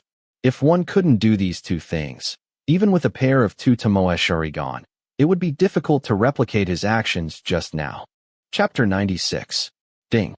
After one blow was blocked, Qingming swung his sword again to attack. The Sunagakure ninja in front of him blocked a second time, and Qingming continued to attack, while the Sunagakure ninja continued to block. For a time, the sound of metal clashing filled the air, and Qingming's attacks were like a furious storm, swift and fierce. The Sunagakure ninja he was attacking was like a lone boat in the vast ocean, struggling in the storm, in danger of capsizing at any moment. Seeing his teammate in danger, another Sunagakure Chunin immediately rushed to support him. However, even facing two opponents, Qingming remained calm. With his exquisite Konoha-style swordsmanship, it only took a moment for him to regain the upper hand. And as the two opponents gradually became familiar with his attacking rhythm, Qingming suddenly changed his moves. The hypnotic ability of his Sharingan was fully activated, and his technique shifted from Konoha-style swordsmanship to the more compatible Uchiha-style swordsmanship. Immediately, one person was hit, and the short sword in Qingming's hand cut across, leaving a bone-deep wound on that person's left arm. It wasn't that Qingming didn't want to aim for the opponent's vital points, but his attack was blocked by the other person midway, which was why he only managed to injure the opponent's arm. Even so, the injury was extremely severe. Suffering such a heavy blow, this Sunagakure ninja immediately let out a cry of pain, and he awoke from the hypnosis, then quickly retreated. But he wanted to retreat, and Qingming would not allow it. He forced back the obstructing Sunagakure ninja with a sword, then lunged forward, instantly appearing before the retreating Sunagakure ninja. The short sword in his hand swung out repeatedly, leaving several wounds of varying depths on the opponent's body in the blink of an eye. Seeing this, the other Sunagakure ninja quickly stepped forward to help. Feeling the kunai stabbing from behind, Qingming's body flickered, avoiding the attack. Then, with a few backward leaps, he slightly widened the distance, simultaneously raising both hands. And before the two Sunagakure ninjas could react, he completed the hand seals at an extremely fast speed. Subsequently, he opened his mouth and spewed out a large expanse of flames. These flames separated and condensed, forming hundreds of fireballs that all struck the two Sunagakure Chunin. It was the ninjutsu. Fire Really SS. Phoenix Sage Fire Technique. The two Sunagakure Chunin were caught off guard. Although they tried their best to dodge, they were still hit by several fireballs. The fireballs exploded, immediately causing severe injuries to both of them. Seeing this, Qingming was about to go in for the kill. But just then, a scream suddenly came from not far away. Qingming looked in the direction of the sound, only to see that Tarako, who had gone to intercept the Sunagakure puppet master, had his body severed by the giant pincers extending from the mouth of the giant spider puppet. His upper body and lower body were separated, blood and internal organs spilled everywhere, and he was wailing in pain. Even though Qingming had seen countless deaths, he was still shocked by this scene. Fortunately, Tarako did not endure much pain. In just a moment, he completely lost his life. At the same time, the situation on Kamiho Yoichi's side was also not optimistic. His opponent was the humanoid puppet. Although the opponent had sacrificed many mechanisms and structures for higher realism, the puppet's unique characteristic of not fearing death or threats still gave Kamiho Yoichi a lot of trouble. Qingming secretly calculated the combat power of both sides. They had 2 people remaining. He himself still maintained full combat power, and Kamiho Yoichi probably had 70 to 80%. Although there were 3 Tsunagaku-rei ninjas, 2 of them had already been severely injured by him, so Kamiho Yoichi would have no problem dealing with them. Perhaps the plan can begin. With this thought, Qingming used the body flicker technique, appearing in front of Kamiho Yoichi and blocking an attack from the humanoid puppet for him. Then, without looking back, he said, "Leave this to me. You go deal with those 2. Hearing this, Kamiho Yoichi glanced at the 2 Tsunagaku-rei Chunin who were struggling to get up and uncharacteristically said, "Captain, be careful." Qingming responded, then charged towards the humanoid puppet. But before he could get close, he saw the humanoid puppet suddenly open its mouth, and then hundreds of steel needles shot out from within. Although these flying needles, shot by mechanisms, lacked variation, their speed was incomparable to human power. Fortunately, Qingming possessed the Sharingan, allowing him to see the trajectory of these steel needles. Therefore, dodging them was not difficult. Chia, not believing it, once again manipulated the humanoid puppet to shoot several waves of steel needles, but Qingming dodged each and every one of them. Not only that, but Qingming also took the opportunity to advance to its front, and the short sword in his hand thrust straight out, appearing to engage the humanoid puppet in close combat. Seeing this scene, Chia, hidden in the shadows, immediately laughed. Close combat with a puppet? That's really... However, before he could finish his sentence, he saw Qingming's sword tip penetrate the humanoid puppet's protective layer, precisely inserting itself into the narrow gap at its left shoulder joint. Click, click. Accompanied by a grinding sound of gears, the humanoid puppet's left shoulder suddenly fell to the ground. At this moment, he could no longer laugh. Conversely, a slight smile appeared on Qingming's face. When he was planning to acquire the puppet ninjutsu, he had been thinking about how to deal with puppet masters. Traditionally, to deal with a puppet master, one needs to avoid direct combat with their puppets as much as possible, then find a way to locate the puppet master themselves, and then complete the decapitation. But Qingming felt this method was too passive. Although puppets are said to be unafraid of death and threats, they are not invincible. They also have weaknesses, such as the connections between various components. An ordinary person might find it difficult to aim at these spots during an intense battle, but Qingming was different. He not only possessed the 2 Tomoe Sharingan, giving him astonishing observation skills, but he had also trained 2 advanced swordsmanship styles to a near-perfect level, allowing him to execute precise strikes. Thus, dealing with these ordinary mechanical puppets was not a difficult task, and as long as he persisted in dismantling these puppets, no matter how well the puppet master behind the scenes hid, they would eventually reveal themselves. This was his plan, to turn passivity into initiative. As long as he chased after the puppets and fought them, he would eventually find the hidden puppet master. At that time, without puppets, the opponent would be at his mercy. And if the opponent did not want to end up in such a situation, they only had 2 choices. Either kill him before he dismantled the puppets, or immediately escape. Chia first chose the former, but when Qingming dodged the combined attacks of the 2 puppets, and then successively dismantled 1 arm and 1 leg of the humanoid puppet and 3 legs of the spider puppet, he very wisely chose the latter, to escape. But would Qingming let him escape? The answer was obviously no. The opponent's combat experience was average, and combined with his various actions before appearing, Qingming felt that the opponent's true age should not be old, and he was also a hothouse flower. Considering the humanoid puppet's appearance of 15 or 16 years old, Qingming had reason to suspect that it was built to resemble the puppet master himself. Thus, as long as he captured the opponent and subjected him to severe interrogation, there was a high probability of obtaining the puppet ninjutsu. How could Qingming miss such an opportunity? Looking at the spider puppet and humanoid puppet that suddenly retreated, Qingming did not hesitate and immediately followed them. In the blink of an eye, 1 person and 2 puppets disappeared from everyone's sight. Chapter 97. Alright, that's enough. In the forest, Chia, who was fleeing, suddenly heard these words.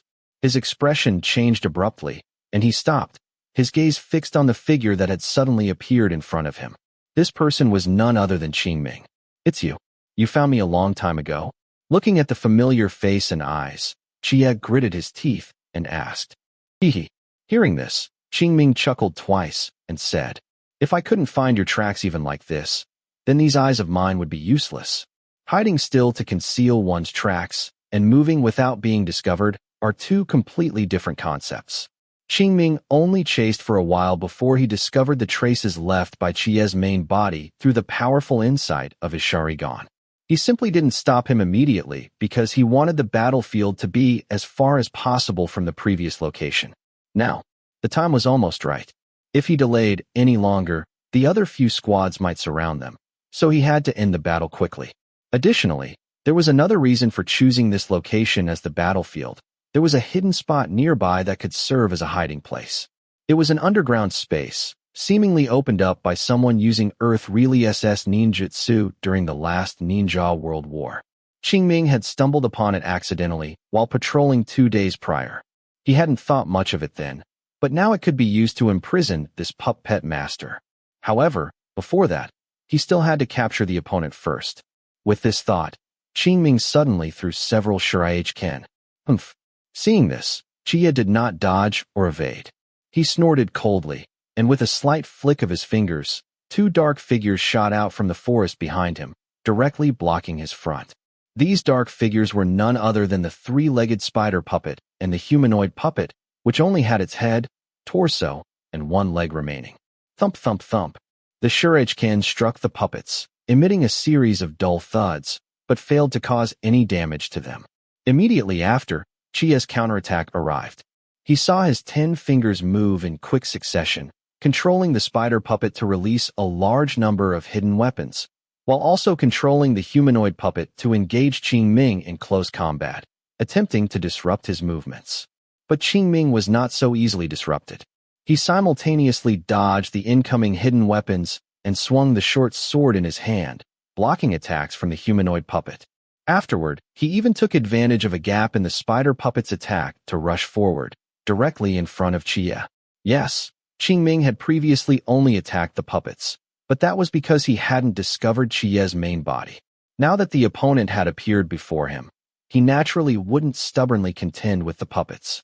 Instead, like everyone else, he chose to attack the puppet master himself. Unfortunately, although Chia lacked combat experience, his puppet master training was extremely orthodox, and he knew that his own body was his greatest weakness, so he had always been on guard.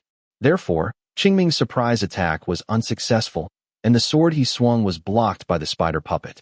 Not only that, but 2 tubes extended from the spider puppet's abdomen, spraying 2 streams of yellowish-green poisonous mist at Qingming. Fortunately, Qingming possessed the Sharingan.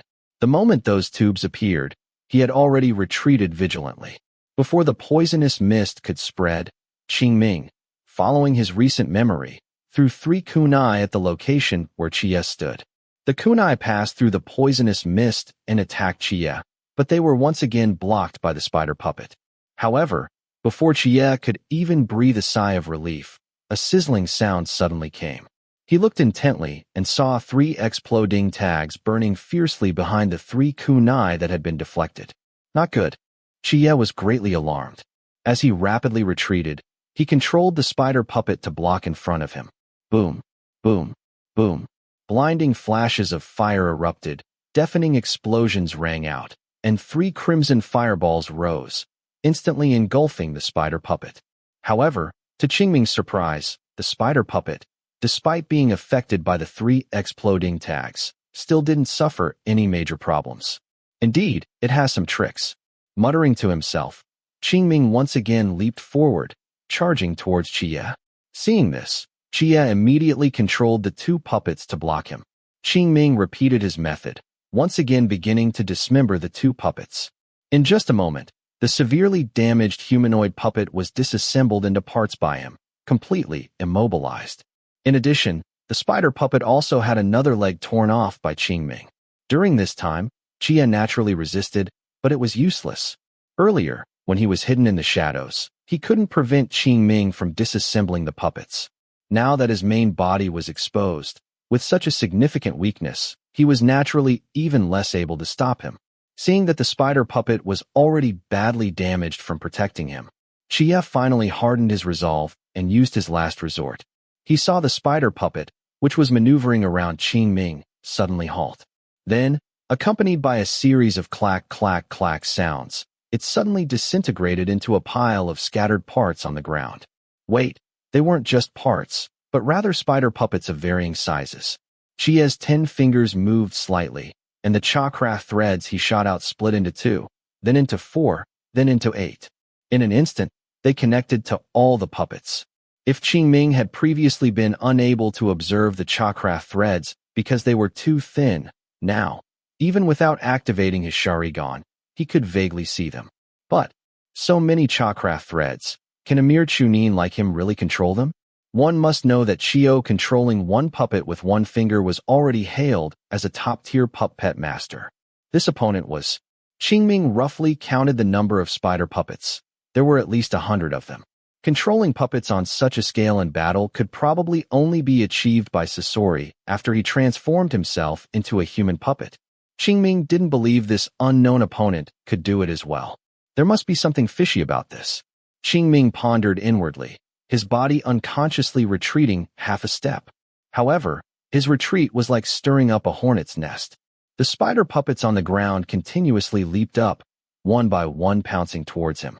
A cold light flashed, and Qingming's short sword swung out, instantly splitting open the foremost spider puppet. However, at this moment, his internal alarm bells rang loudly. His Sharingan spun rapidly, and everything before his eyes slowed down. Finally, inside the spider puppet that had been split in half, he saw a familiar paper talisman, which was none other than an exploding tag, and this talisman was still burning. Damn it! Qingming cursed loudly, and his body abruptly retreated backward. If it were just one exploding tag, it wouldn't be much, but the fear was that exploding tags were hidden inside all those spider puppets. Once surrounded by them, with hundreds of exploding tags exploding at once, Qingming didn't know how to defend without Susanoo yet. Therefore, to be safe, it was better to leave first. Facts proved his decision was correct. As soon as he left, 2 spider puppets jumped to the position where he had just stood. Then, along with the spider he had split open, 3 explosions occurred almost simultaneously, and surging flames instantly covered an area of several meters. Chapter 98. As expected, watching the 3 fireballs rise simultaneously behind him, Qingming's heart tightened, and he couldn't help but say, "They really all have exploding tags." With that, he saw more spider puppets leaping and pouncing towards him. Qingming didn't dare to confront them directly and quickly retreated. Boom, boom, boom. Several more explosions rang out consecutively. Amidst a cloud of smoke, Qingming sprinted out, followed by dozens of spider puppets of varying sizes. At this moment, Qingming wished he could immediately learn Wind Really SS. Great breakthrough, and unleash it on his opponents to blow away those spider puppets. Unfortunately, he hadn't practiced this ninjutsu since he acquired it. It wasn't that he didn't want to practice, but rather that he hadn't fully mastered the shape transformation and nature transformation of Fire Really SS Chakra yet. Rashly developing Wind Really SS would only yield half the results for twice the effort. Even with the Proficiency panel assisting, forcibly learning this ninjutsu and grinding its Proficiency would consume more unnecessary chakra. This was completely counterproductive, which was why he hadn't practiced it. However, after this incident, Qingming planned to allocate more chakra to Fire Really SS. Phoenix Saj Fire technique to quickly master the shape transformation and nature transformation of Fire Really SS chakra. After that, he would be able to start developing Wind Really SS chakra. By then, he wouldn't be so passive if he encountered a similar situation again. Thinking this, Qingming leaped, once again dodging the sneak attacks of several spider puppets. Boom, boom, boom. The familiar explosions rang out again, still causing no harm to Qingming. Not only that, as time passed, Qingming gradually discovered the weaknesses of these spider puppets. Among them, the most fatal was their inability to spread too far apart. Qingming estimated this was the drawback of the opponent's clever method of controlling so many puppets. That's right, it was a trick. Qingming had already figured out that the opponent wasn't directly controlling so many puppets, but rather using an indirect control method, expanding from a few key points to control all the puppets. This resulted in most of the puppets only being able to follow closely around the few central puppets. Thus, they couldn't form an effective encirclement around Qingming.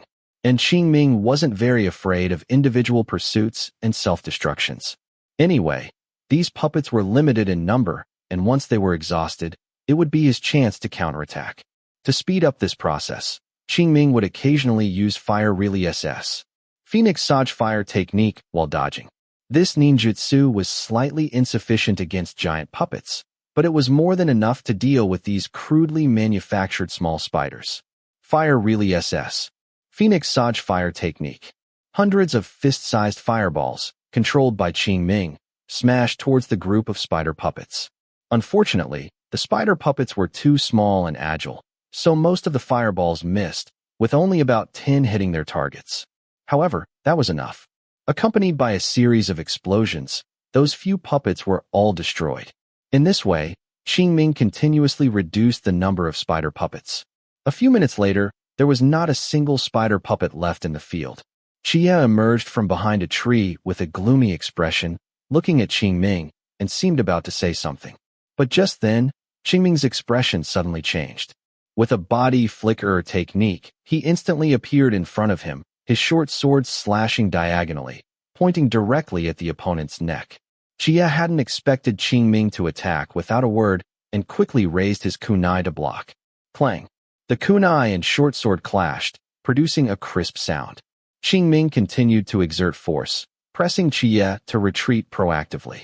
Qingming pressed his advantage, unleashing Konoha-style swordsmanship and Uchiha-style swordsmanship consecutively, coupled with his fully activated Sharingan.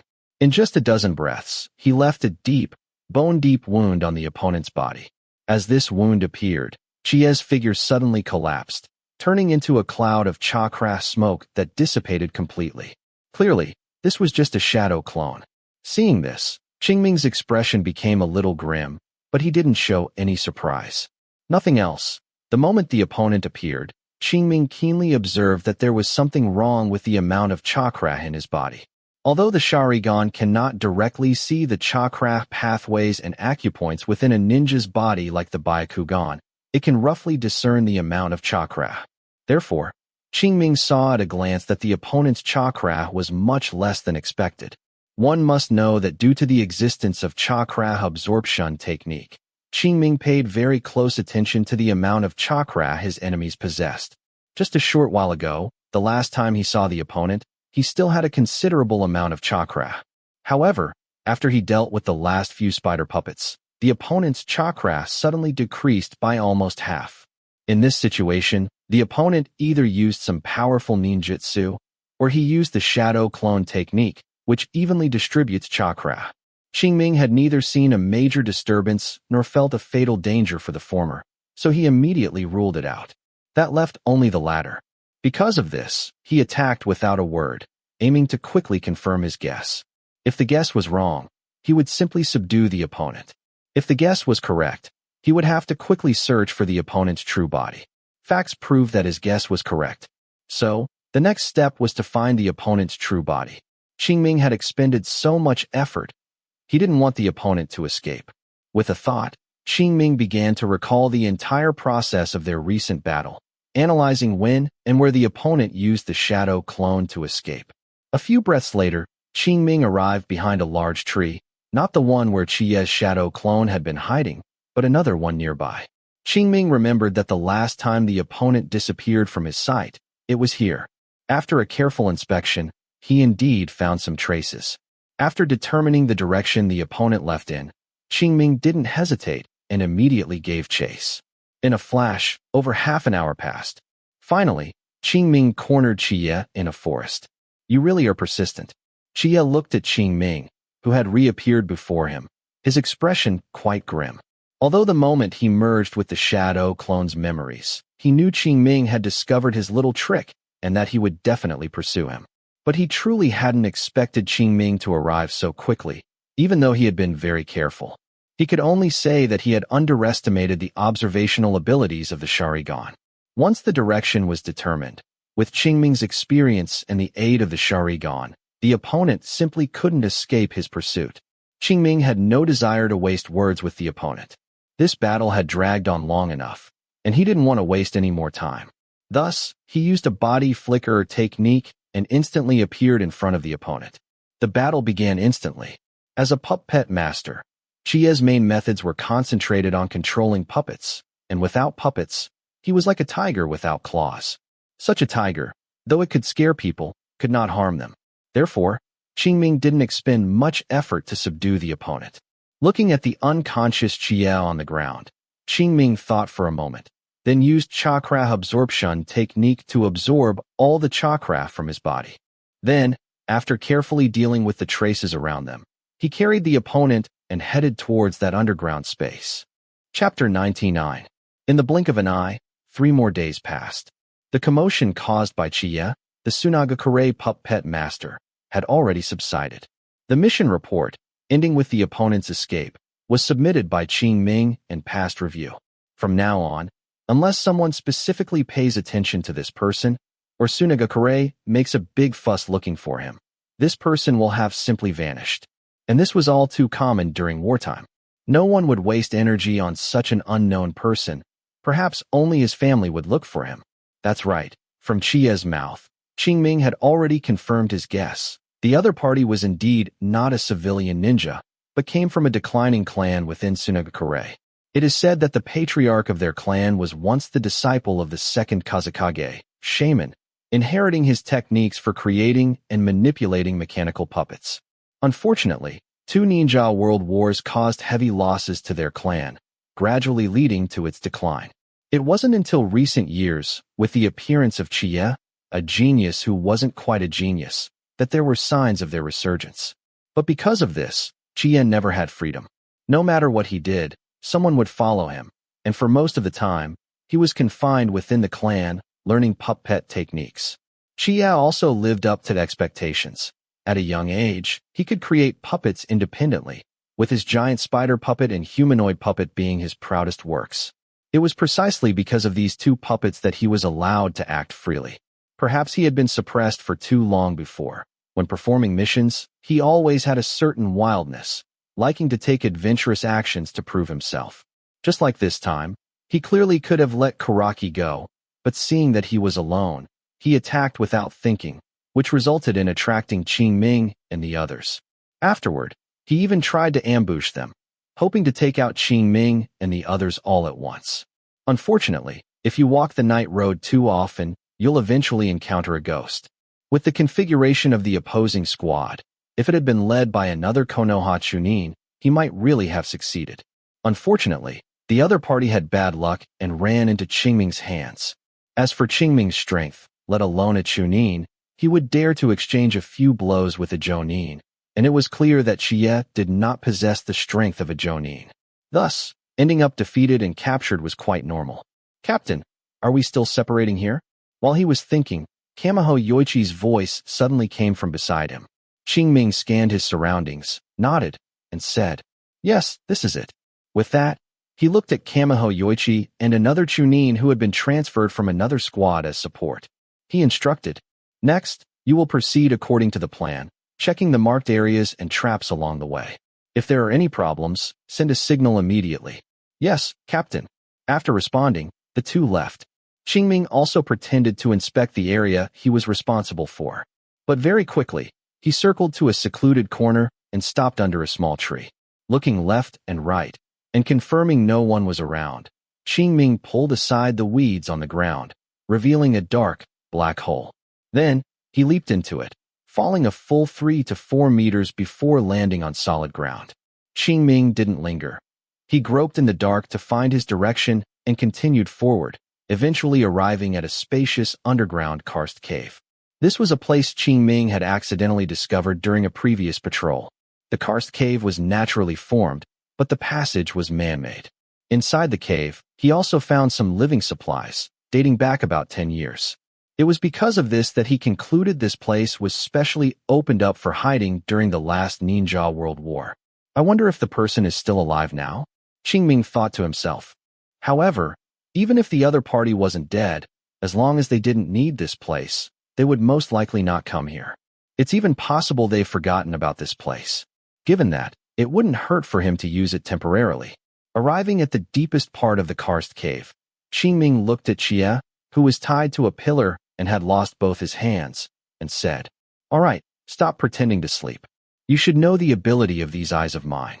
As soon as he finished speaking, Chia opened his eyes, his gaze filled with resentment. "Don't dream, I won't say anything."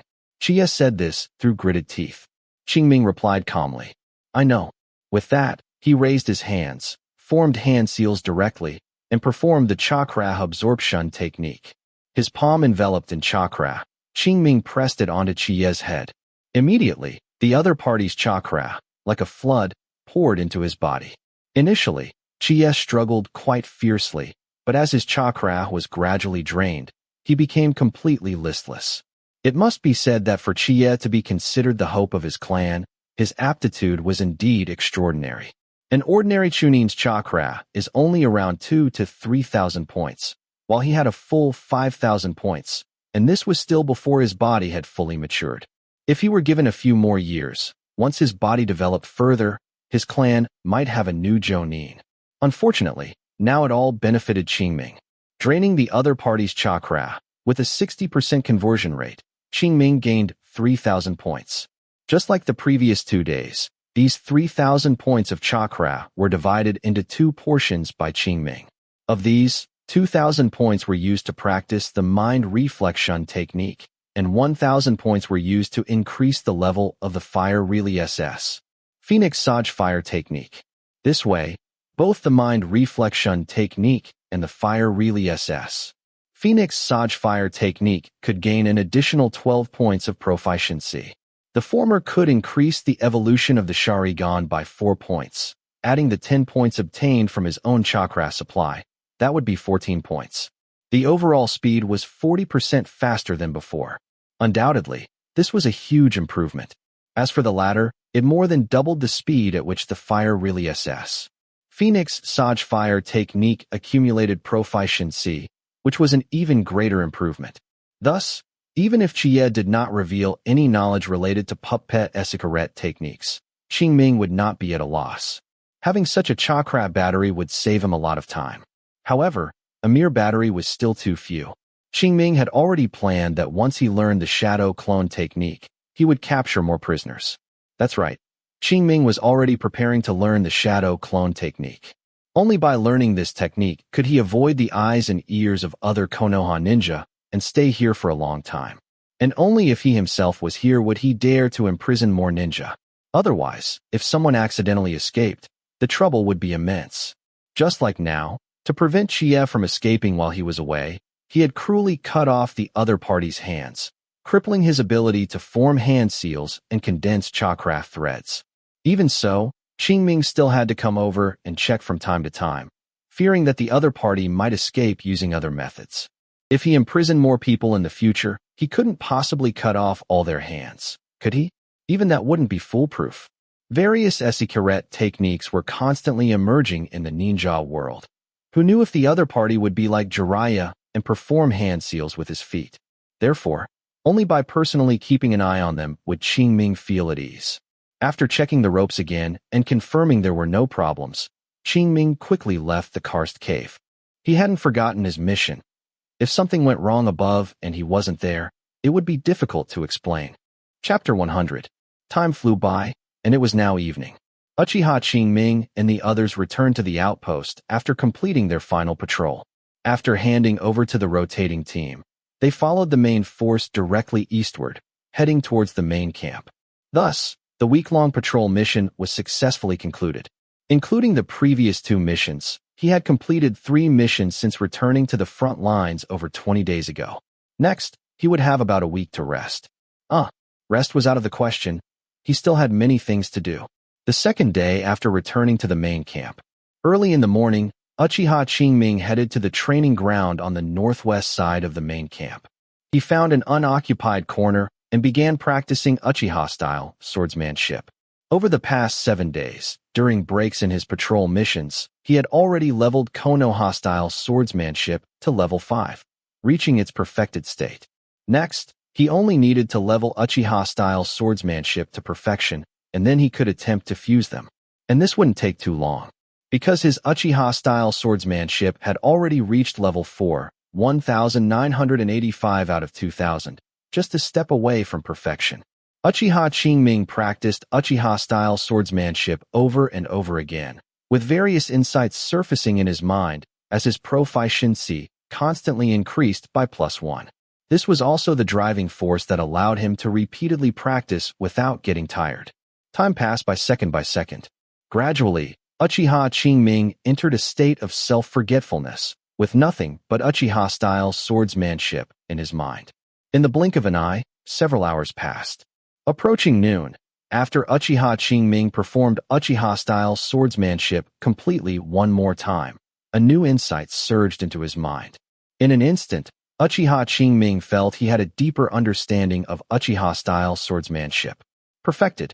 This thought suddenly flashed through Uchiha Qingming's mind, but he quickly dismissed it.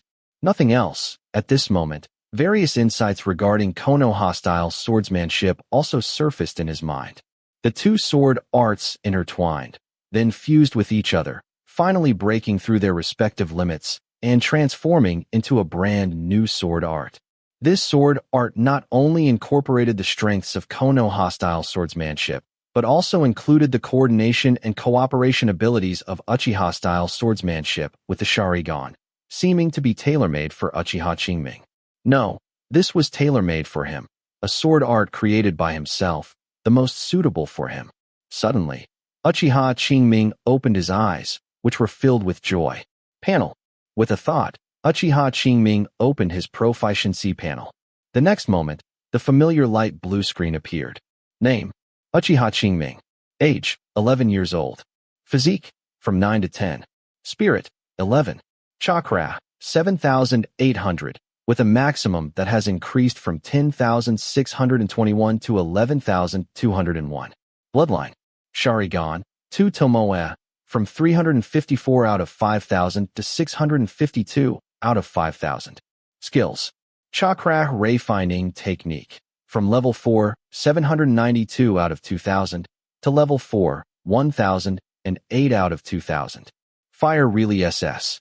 Great Fireball Technique. Level 2, 110 out of 500. Fire Relay SS. Phoenix Saj Fire Technique, from level 4, 75 out of 2,000, to level 4, 381 out of 2,000. Fire Relay SS. Dragon Fire Technique. Level 2, 100 out of 500. Shadow Clone Technique. Level 0, 5 out of 100. Chakra Absorption Technique, from level 2, 105 out of 500, to level 2, 250 out of 500. Healing Technique, from level 2, 10 out of 500, to level 2, 161 out of 500. Demonic Illusion. Shackling Stakes Technique, from level 3, 355 out of 1,000, to level 3, 625 out of 1,000. Jinjutsu. Sharingan, from level 3, 120 out of 1,000, to level 3, 190 out of 1,000.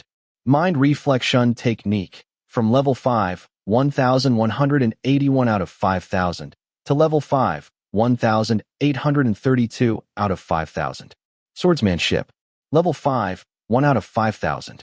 Chakra Control, from level 3, 405 out of 1,000, to level 3, 602 out of 1,000. Free Body Technique. Level 3, 0 out of 0. Body Flicker Technique. Level 4, 0 out of 0. Ninja Tool Throwing. Level 5, 0 out of 0. It can be seen that the panel no longer displayed Konoha-style swordsmanship and Uchiha-style swordsmanship. Instead, a new skill named swordsmanship appeared. Furthermore, its level also broke the previous level 5 limit, becoming level 5, 1 out of 5,000. This meant that he could continue to grind proficiency. In addition, the fusion of the two sword arts also tapped into the foundation he had accumulated from 2 months of diligent training, increasing his physique attribute by 1 point, from 9 to 10. Uchiha Qingming carefully felt for a moment and could clearly sense that the shackles on his body had been broken once again. In other words, his potential had been enhanced once more. Uchiha Qingming sat cross-legged, activating Chakra Refining Technique to feel the changes in his body and deduce the changes brought by this increase in his physique attribute. About an hour later, Uchiha Qingming opened his eyes. Immediately, a smile appeared on his face. Nothing else. The surprise brought by this increase in physique attribute exceeded his expectations. First was the increase in chakra capacity. According to Uchiha Qingming's estimation, his chakra capacity could increase by at least 3,000 points this time. It should be noted that last time, when his Sharingan evolved, physique +1, spirit +2, his chakra capacity only increased by a little over 5,000 points. This time, with only a 1-point increase in the physique attribute, his chakra capacity was expected to increase by 3,000 points, which seemed somewhat abnormal. However, Uchiha Qingming only pondered for a moment before understanding the reason. It was simple. The reason it only increased by a little over 5,000 points last time was due to a mismatch between physique and spirit. More precisely, the lower physique attribute limited the growth of chakra. Now, with the physique attribute increasing by 1 point, it was equivalent to removing part of that limitation, so the increased chakra was naturally a bit more than expected. The reason it wasn't obvious before was simply because both basic attributes were too low. Even if there was a difference, it wouldn't be too significant. But as the physique and spirit attributes continued to increase, the gap between each point of attribute was widening.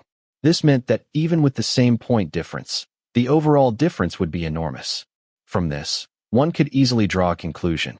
In the future, to maintain the most efficient chakra growth, it was essential to keep the two basic attributes as balanced as possible. Keeping this in mind, Uchiha Qingming began to consider the second surprise: chakra recovery speed. According to his estimation, after his physique increased by 1 point, his daily chakra recovery amount should increase by about 2,000 points. In other words, his daily usable chakra amount would increase from 8,000 points to 10,000 points. Uchiha Qingming planned to use this newly added 2,000 points of chakra for practicing shadow clone technique. It just so happened that he had no missions this week, so he could consistently keep his chakra at a lower level. This way, when practicing shadow clone technique, he wouldn't consume too much chakra. 2,000 points would be enough for him to accumulate 10 to 20 points of shadow clone technique proficiency. Thus, within a week, leveling it to entry level would not be a problem. Thinking of it, Uchiha Qingming put away his short sword and first practiced Fire Really SS. Phoenix Saj Fire technique 10 times, consuming 850 points of chakra and increasing its proficiency by 10 points. Then, following the same method, he used a similar amount of chakra to increase the proficiency of demonic Ailing, shackling stakes technique and Genjutsu, Sharingan by 10 points each. At this point, his remaining chakra was a little over 5,200 points. Uchiha Qingming used half of it to cast Mind Reflection technique, and the rest he began to use for practicing shadow clone technique. This way, each practice only required consuming a little over 100 points of chakra to gain 1 point of proficiency. After several times, the chakra in his body dropped below 2,000 points, insufficient for practicing shadow clone technique. Uchiha Qingming began to activate chakra refining technique. Soon, the chakra in his body recovered to above 2,000 points. At this point, Uchiha Qingming resumed practicing shadow clone technique. In this manner, his chakra consistently hovered around 2,000 points, while the proficiency of shadow clone technique steadily increased. Chapter 101. 5 days later. Afternoon. After Qingming once again used the shadow clone technique, a sudden realization emerged in his mind. Immediately, Qingming knew that his shadow clone technique had advanced. He opened his panel and glanced at it.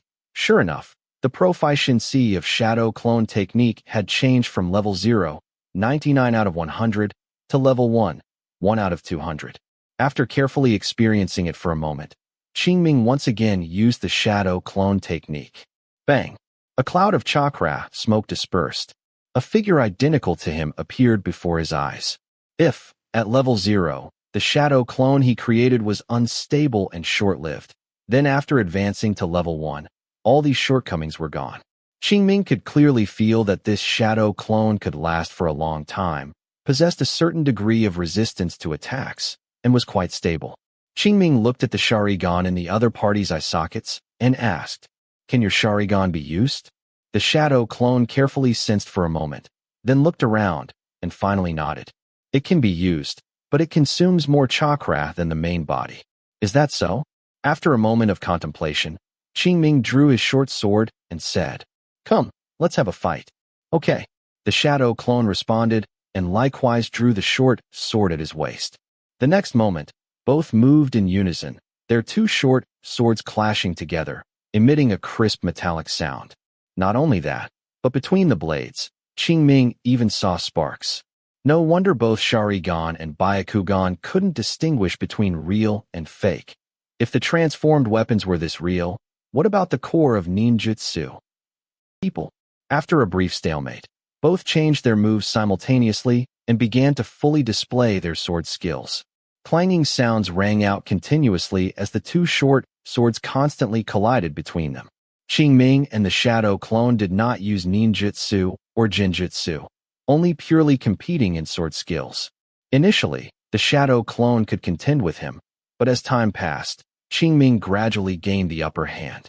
It wasn't that the shadow clone's sword skills were inferior to his, but rather that as the battle progressed, his swordsmanship proficiency was continuously increasing. Although the shadow clone also made progress, it was far from as fast as his.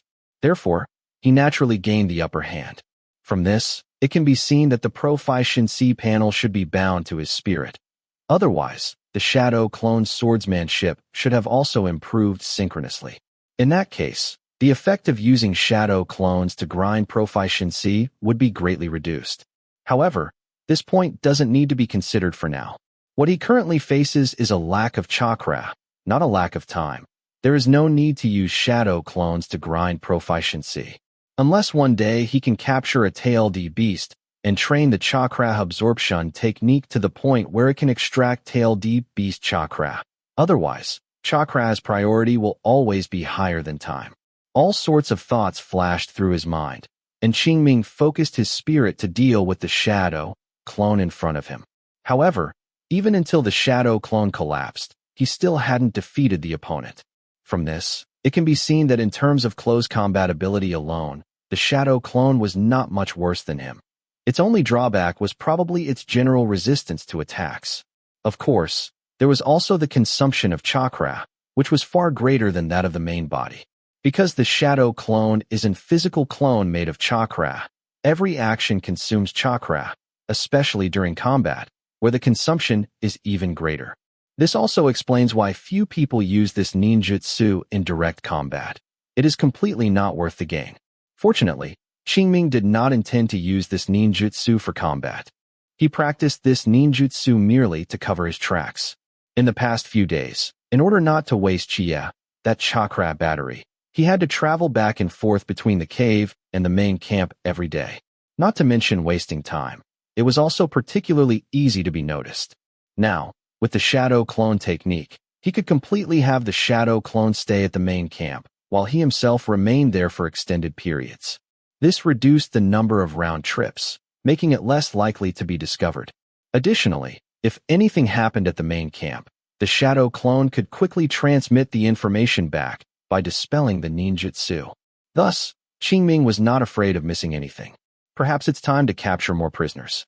Thinking this, Qingming quickly packed his belongings and then once again used the shadow clone technique. Looking at the newly appeared shadow clone, Qingming said, "From now on, you stay here. If anything happens, inform me immediately." "Okay." The shadow clone gave him an okay gesture. Seeing this, Qingming smiled and then quietly left the main camp. Of course, he wasn't going to capture prisoners. That would have to wait until his next mission. The place he was going to now was that cave space. Today's chakra had not yet been harvested. He had to hurry over. Traveling swiftly, as evening approached, Qingming finally arrived at the target location. After carefully observing the surroundings and finding no abnormalities, Qingming cautiously cleared the traces he had left and then slipped into the underground cave. After more than 10 breaths, Qingming arrived deep within the cave and saw Uchiha again. Unlike a few days ago, Uchiha was much more silent now and no longer played tricks when he saw him, though the hatred in his eyes remained. Qingming looked at him and said, Don't resist. After speaking, he formed hand seals and used the ninjutsu Chakra absorption technique. A ball of chakra enveloped his right hand, and Qingming walked straight up and pressed it onto his head. The next moment, a continuous stream of chakra flowed out of Chiye's body, passing through Qingming's right hand and entering his body. More than 20 seconds later, Qingming withdrew his hand. He opened his panel and glanced at it. He had gained nearly 3,000 points of chakra. Qingming nodded with satisfaction, then took out 3 soldier pills and stuffed them into Chiye's mouth. Chiye didn't say anything unnecessary and crunched on them, making a snapping sound. However, his expression looked as if he wished he could eat Qingming. Qingming didn't care much about this. As long as the other party could provide him with chakra, what he thought in his heart wasn't important. At the same time, Qingming was also glad that Chiye had not been spoiled by his family. Although his personality was a bit erratic, he was not someone who gave up easily. Otherwise, he wouldn't have been able to keep benefiting from him. Of course, Qingming also knew that the reason the other party insisted on refining chakra was both to pass the time and to wait for an opportunity. Unfortunately, he would most likely not get this opportunity. If he hadn't learned the shadow clone technique, the other party might still have had a chance to escape. But now, with him personally guarding here, it was impossible for the other party to leave under any circumstances. However, I can't completely extinguish his hope. If he gives up and stops refining chakra, I will be the one who ultimately suffers. With this thought, Qingming, as usual, left the cave space. However, this time he did not return to the main camp, but stayed in the underground cave, found a spot there, and practiced the mind reflection technique on his own. Chapter 102. While practicing mind reflection technique, Qingming also began to reevaluate his chakra distribution. Now that he had gained initial proficiency in shadow clone technique, the additional 2,000 points of chakra needed to be reallocated. As for why he wasn't continuing to practice shadow clone technique, there were 2 reasons. First, the level 1 shadow clone technique was temporarily sufficient, so there was no need to waste chakra on upgrading it further. Second, during missions, for his own safety, his chakra always operated at a high level. Practicing other skills was fine and wouldn't incur extra consumption. But shadow clone technique was different. The shadow clones it created would equally divide the main body's chakra. At this point, even if he did nothing and immediately dispelled the ninjutsu, he wouldn't get all of his chakra back. Instead, he would lose 10% of all the shadow clone's chakra. What did this mean? If Qingming maintained his internal chakra at around 8,000 points, and then used shadow clone technique to create 1 shadow clone, then, upon dispelling it, he would lose 10% of the shadow clone's chakra, which was 400 points. If he created 2 shadow clones, this number would become over 500. The more shadow clones created, the greater the loss. Undoubtedly, this was unacceptable to Qingming. Therefore, this jutsu could only be practiced when he was resting and his chakra didn't need to be maintained at a high level. And for the foreseeable future, he would be on missions, so he definitely wouldn't have the opportunity to train it. So, these newly added 2,000 chakra points needed to be reallocated. After some thought, Qingming decided to use 1,500 of them on practicing mind reflection technique, which would allow him to gain an additional 9 points of proficiency. Thus, adding to the 21 points of proficiency, he could gain from the original 3,500 chakra points allocated to it. That would be 30 points of proficiency. And every 3 points of mind reflection technique proficiency could increase his Sharingan's evolution by 1 point. So 30 points meant 10 points. Thus, adding the 3 evolution points accumulated from consuming 600 chakra points to maintain the Sharingan's activation for 15 hours. His Sharingan's daily evolution gain would increase to 13 points. As for the remaining 500 chakra points, Qingming planned to use them on Fire Relay SS, Phoenix Saj Fire Technique, which would give him an additional 6 points of proficiency. Adding to the 10 points of proficiency, he could gain from the original 850 chakra points allocated to it. That would be 16 points. Furthermore, the chakra originally allocated to body flicker technique could also be reallocated. Since it was already perfected, there was no need to continue consuming chakra to practice it. So, Qingming planned to allocate this chakra to Chakra Absorption technique, further accelerating its leveling speed. There was also the chakra used for Uchiha-style swordsmanship, Konoha-style swordsmanship, and ninja tool throwing. Qingming intended to allocate all of it to the new skill, swordsmanship. This way, he wouldn't have to worry about swordsmanship not having any chakra available. As for the chakra originally allocated to demonic eye illusion, shackling stakes technique, Jinjutsu, Sharingan, and healing technique, Qingming did not intend to touch it. So, to summarize, that was 10,000 chakra points, of which 5,000 were used for mind reflection technique, gaining 30 points of proficiency daily. 1,300 were used for fire relay SS, Phoenix Sage fire technique, gaining 16 points of proficiency daily. 1,700 were equally divided between demonic eye illusion, shackling stakes technique, and Jinjutsu, Sharingan, each gaining 10 points of proficiency daily. That accounted for 8,000 chakra points. Of the remaining 2,000 points, 600 were consumed by healing technique, which could gain 7 points of proficiency daily. Another 600 were used to maintain the Sharingan's activation, which allowed him to consistently gain 3 points of Sharingan evolution. The remaining 800 chakra points were shared by Chakra Absorption technique and swordsmanship. Neither of these consumed much chakra, and 800 chakra points were enough for them to gain 20 points of proficiency. At this point, 10,000 chakra points had been allocated. But this was only a part. There was also the chakra provided to him by the chakra battery. Qingming planned to invest all of this chakra into practicing fire relay SS, Phoenix Sage fire technique, and mind reflection technique. Only by doing so could he complete the shape transformation and nature transformation of fire relay SS chakra in the shortest possible time, and then develop a second chakra nature. At the same time, it would also allow his Sharingan to evolve as quickly as possible, reaching the 3 Tomoe level. With this thought, Qingming turned his head and looked deep into the passage, as if seeing Chie, who was diligently training in the deepest part of the cave. After a long while, Qingming retracted his gaze and continued his own training. In a flash, 2 days passed.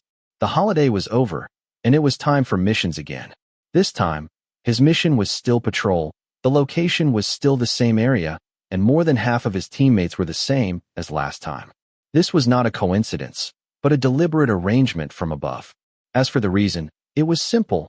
A familiar environment and familiar teammates allowed ninja to exert stronger combat power. Therefore, generally speaking, ninja would not receive missions with too much difference within a relatively fixed period. For example, if the last mission was a patrol, the next one would not suddenly become infiltration and espionage. Of course, this was not absolute.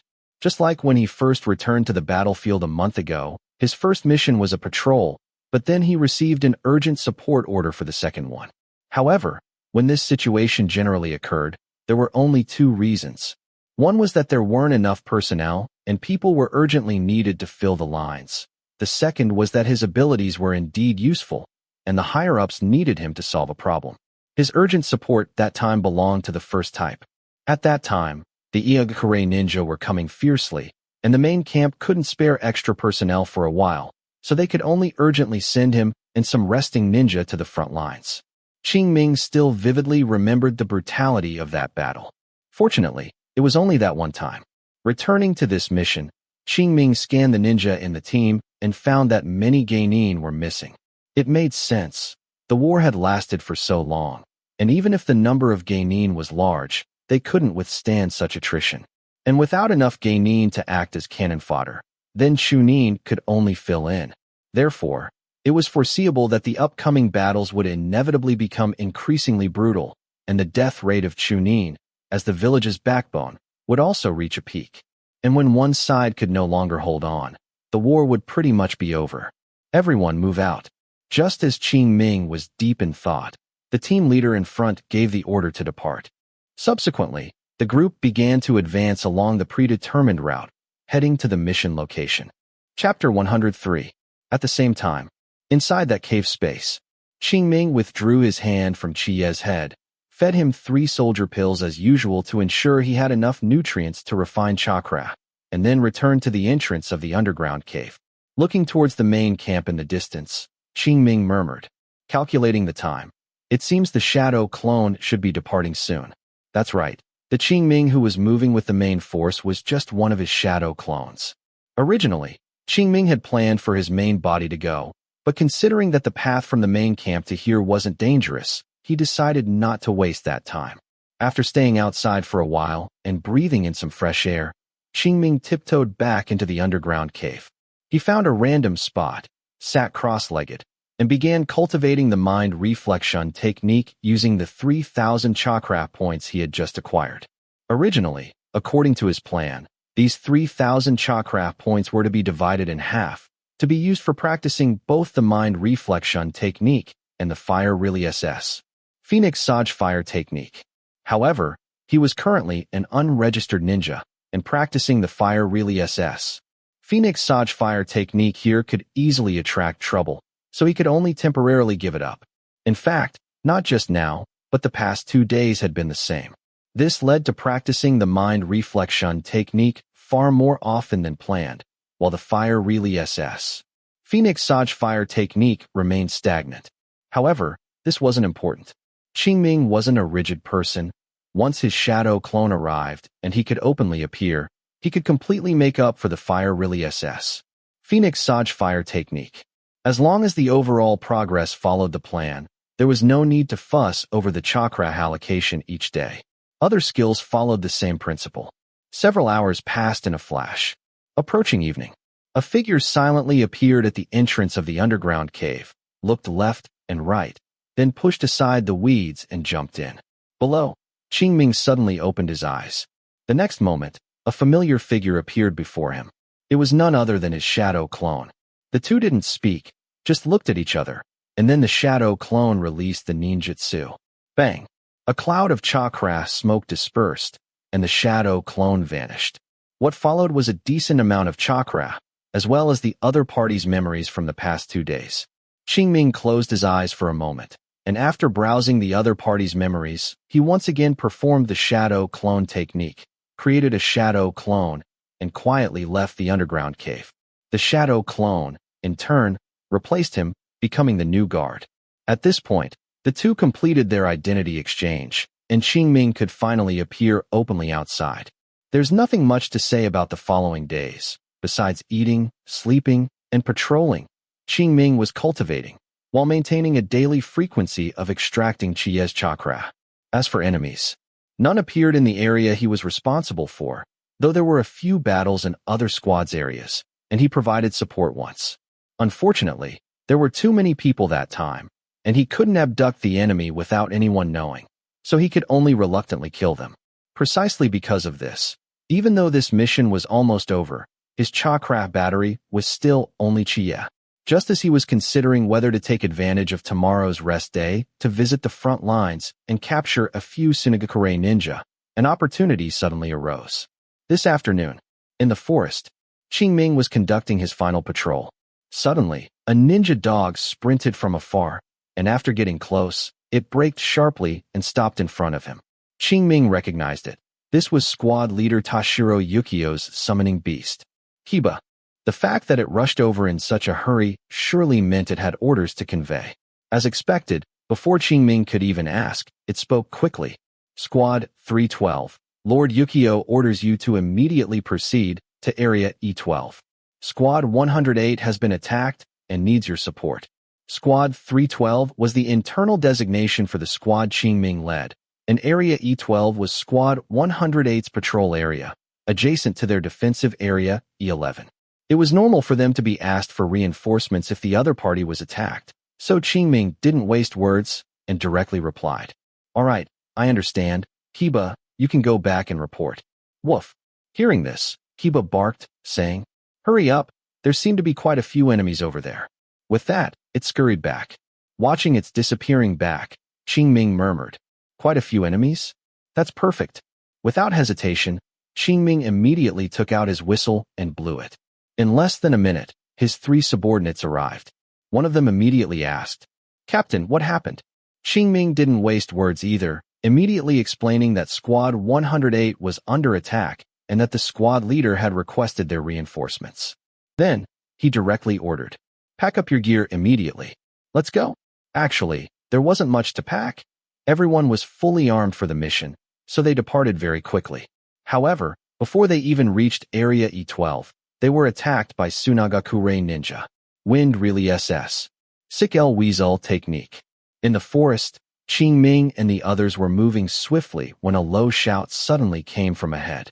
The next moment, a violent gust of wind suddenly appeared, rushing towards them from far to near, and the trees along the way looked as if they had been attacked by some sharp blade, with broken branches and falling leaves, a truly miserable sight. Seeing this, Qingming and the others quickly retreated. Finally, once everything returned to calm, Qingming saw the attacker. This person was about 20 years old, slender, with triangular eyes, a somewhat sinister aura, and was propping himself up with a giant fan. If Qingming wasn't mistaken, that should be the Hidden San Village's unique ninja tool, the 3-star fan. Using it to perform Wind Really SS ninjutsu could effectively enhance the ninjutsu's power. I just don't know how many stars he activated when he just performed Wind Really SS. Sick L Weasel Technique. Qingming pondered inwardly, while his peripheral vision glanced at the other three. That's right, besides this slender man, there were also 3 Sunagakure Chunin in the field. One of them had colorful paint on his face and a huge cylindrical object on his back, somewhat resembling Kankuro's later attire. However, Qingming saw the exact same family crest on his clothes as on Chiye's. Clearly, these two were from the same family. This made Qingming's eyes light up. He was wondering how to get Chiye to hand over the puppet Surret technique, and with this person, he might find a breakthrough. However, these were all matters for later. Qingming briefly paid attention to the other party, then shifted his focus to the remaining 2. Compared to the slender man and the puppet master, these 2 were much more ordinary. One was 17 or 18 years old, well-built, clearly good at taijutsu, and the other was in her early 20s, a rare female ninja in the ninja world, though it was unclear what she specialized in. Chapter 104. While Qingming observed his opponent, the 4 Sunagakure ninja were also observing him. There was nothing they could do. The Sharingan was simply too famous in the ninja world. As soon as he stood there, his 3 teammates instantly became invisible. After a moment of standoff, the lean man leading the Sunagakure group spoke. "Sharingan, a ninja of the Uchiha clan?" Hearing this, Qingming immediately put on an arrogant expression and retorted, "And who are you?" In his words, there was not the slightest reverence for a Jonin. That's right, the lean man in front of him was a Jonin. As for whether he was a special Jonin or a true Jonin, Qingming didn't know. Arrogant. Hearing Qingming's tone, the lean man coldly snorted and said, "Boy, let me tell you, the one who kills you is the Sunagakure Jonin. Sandwind."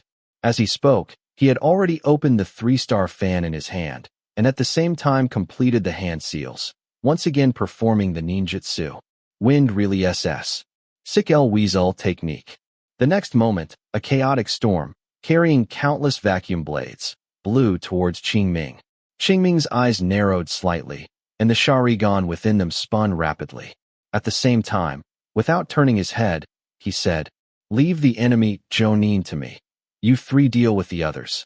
After speaking, he didn't care if his 3 subordinates had heard clearly or not, and drew the short sword from his waist, charging into the storm.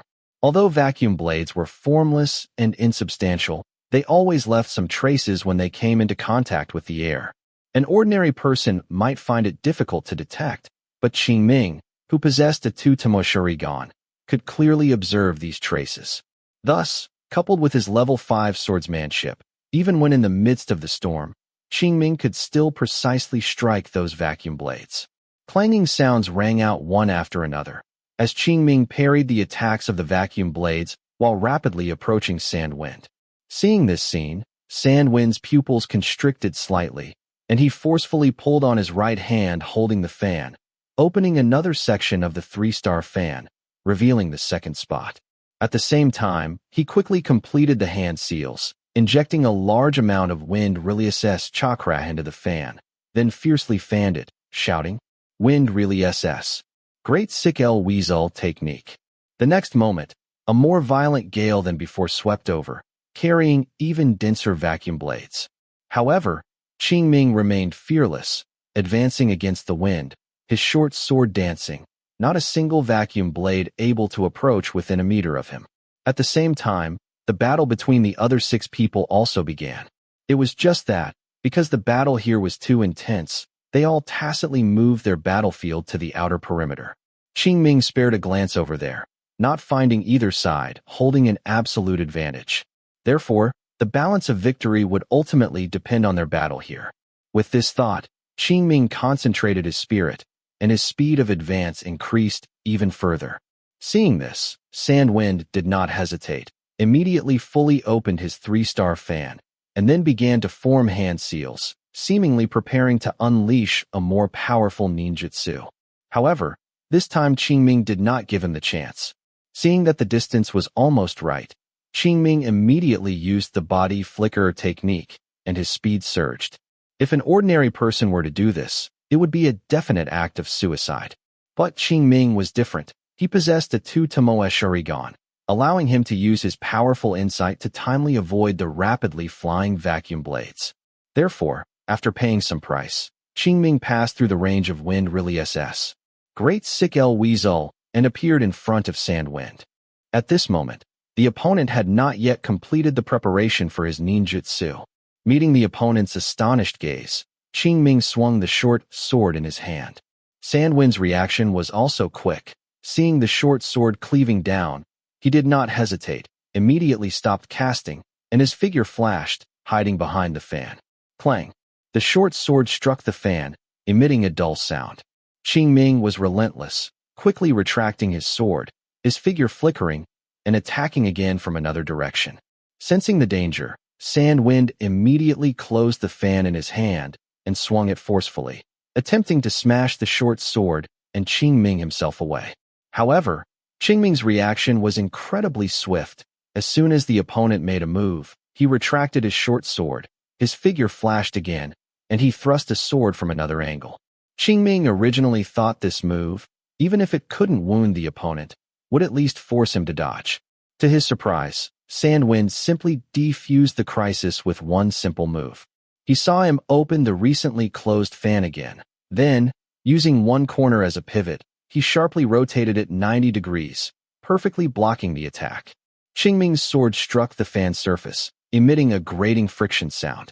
Seizing this opportunity, Sandwind quickly formed hand seals, and before Qingming could continue his attack, he slapped out with his palm.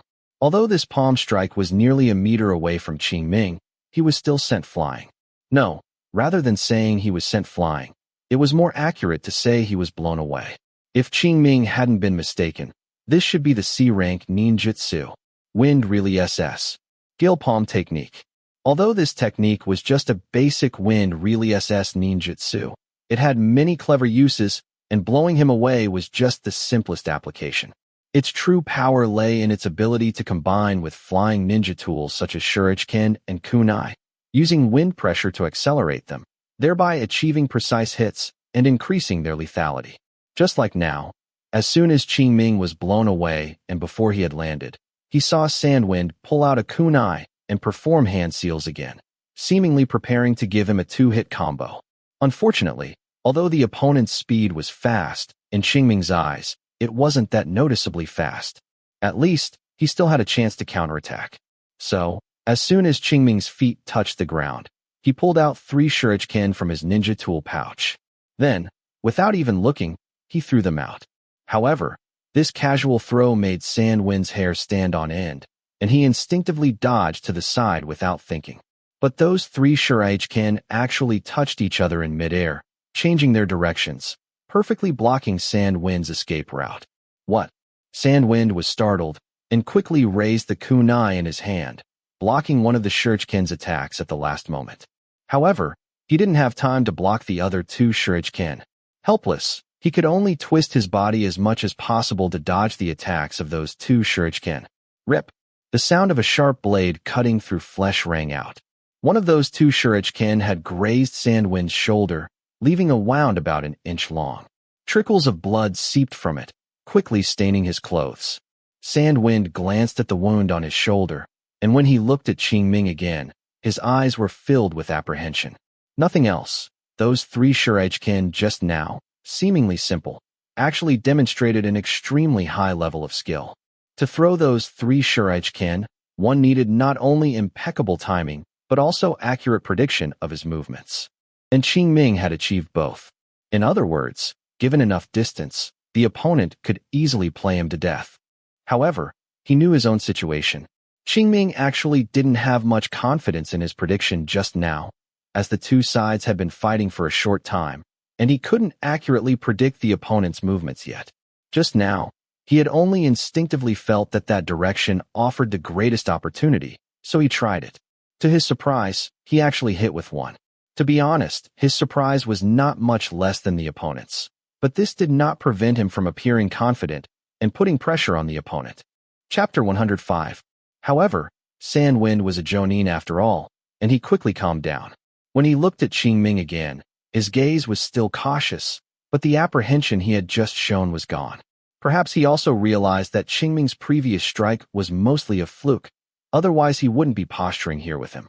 Seeing that he hadn't fooled the opponent, Qingming didn't get discouraged. It was a good opportunity for him to test his own strength. He recalled that when he faced the Iugakure Jonin, Shoji Kohara, the latter hadn't even used his full strength, yet he had been overwhelmed. Now, several months had passed, and his 1 Tomoe Sharingan had evolved into a 2 Tomoe, greatly enhancing his abilities in all aspects.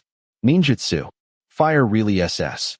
Phoenix Sage Fire Technique had advanced from level 3 to level 4, involving both shape transformation and nature transformation, resulting in a good improvement in both flexibility and power. Jinjutsu, Demonic Illusion. Shackling Stakes Technique had also improved from an initial level 2 level to approaching level 4, with both its activation speed and Jinjutsu power being significantly stronger than before. His main combat style, Kono Hostile Swordsmanship, had advanced even further, from level 3 to the perfect state of level 5. There were also Body Flicker Technique and Ninja Tool Throwing.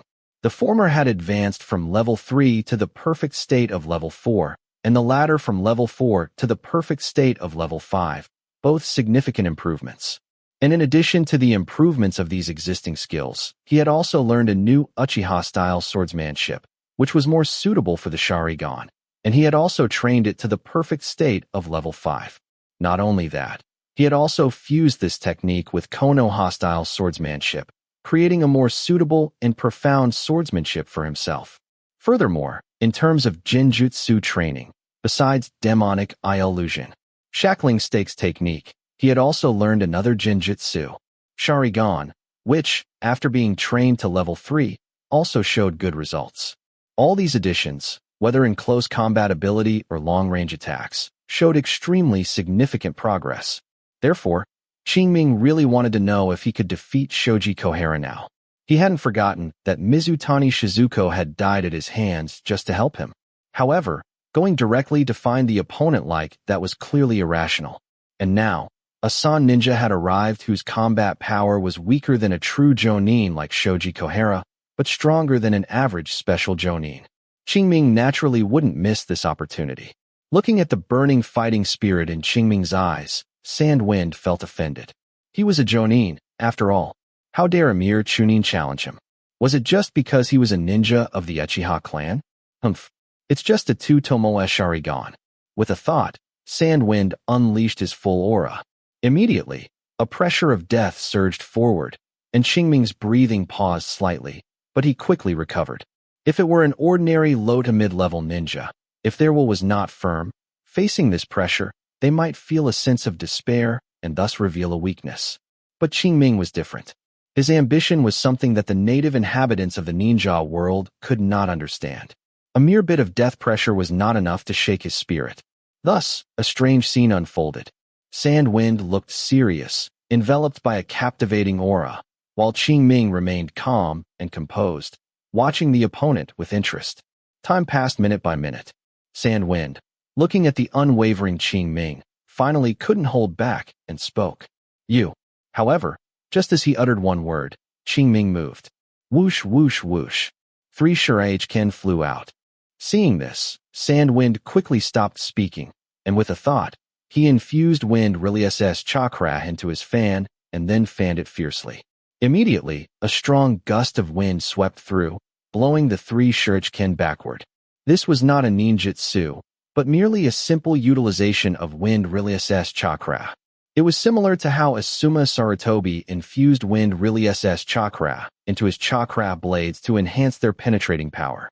As long as one completed the shape transformation and nature transformation of wind-style chakra, it could be done. By the same token, completing the shape transformation and nature transformation of fire-style chakra also allowed for flexible use. Just like Qingming now, he dodged the incoming strong wind with a flash. Then, with a thought, a fire releases chakra containing high-temperature properties was infused into his short sword through his palm. Immediately, this short sword, obtained from the Iagakure special jonin, Shurishi Karado, changed from snowy white to dark red, and wisps of flames flickered on its surface. Feeling the scorching heat emanating from the sword, Qingming was filled with joy. His long-envisioned physical and magical dual attack had finally been realized. If this sword strike connected, the enemy would not only be cut open but also suffer high-temperature damage, a double blow and double the pain. Qingming was already eager to test it out. Acting on his thought, Qingming stomped his feet vigorously, and his entire body shot out like an arrow, arriving at Sand Wind's right side in the blink of an eye. Then, he swung his short sword, aiming directly at Sand Wind's neck. Feeling the scorching heat from the blade, Sand Wind did not dare to be careless and quickly turned the fan in his hand, about to block. But just then, a wave of drowsiness suddenly washed over him, making him want to close his eyes. Not good. Sand Wind was startled and bit his tongue, blood trickling from the corner of his mouth as he regained consciousness. It must be said that a Jonin's spirit and will were much stronger than those of Chunin and Geinin. Even with Qingming fully activating his Sharingan, he still couldn't hypnotize him. Perhaps this was also due to the danger being so close. In short, before the short sword in Qingming's hand could hit the opponent, Sand Wind had already woken up. Then, the opponent no longer thought about frontal blocking and simply leaned back significantly, avoiding Qingming's attack. Seeing this, Qingming's expression remained unchanged. With a twist of his wrist, the short sword smoothly switched from a horizontal slash to a diagonal chop, aiming directly at Sand Wind's chest. The next moment, the short sword passed through Sand Wind's body, leaving behind a pile of scorching sand. That's right, it was sand. It turned out that just as the short sword was about to strike, Sand Wind had timely cast the ninjutsu Sand Clone technique, ultimately causing Qingming's sword strike to miss. Qingming actually saw the opponent's movement, but he clearly had experience fighting against the Sharingan, and he timely avoided direct eye contact, giving Qingming no chance to stop him. Wind releases Great Sick El Weasel technique. Here, Qingming had just retracted his short sword when Sand Wind, who had escaped a close call, launched a counterattack. As soon as he made his move, it was the full-power Wind releases Great Sick El Weasel technique. The previous two times, Qingming had dared to push through the storm and advance towards the opponent, but this time, he dared not. No other reason. This storm was simply too terrifying. The previous two times, only some branches and leaves had fallen from the trees along the way. But this time, not to mention branches and leaves, even the large trees themselves were uprooted and cut into pieces by countless vacuum blades in the air.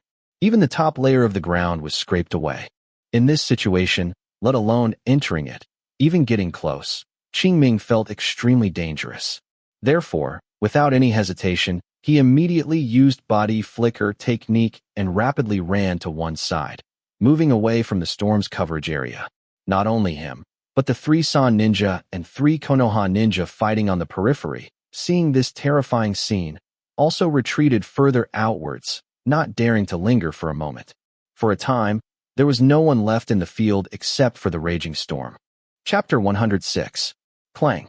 After blocking Qingming's dagger attack once more, Sand Wind opened his 3-star fan and skillfully used its surface to block the shuriken Qingming subsequently threw.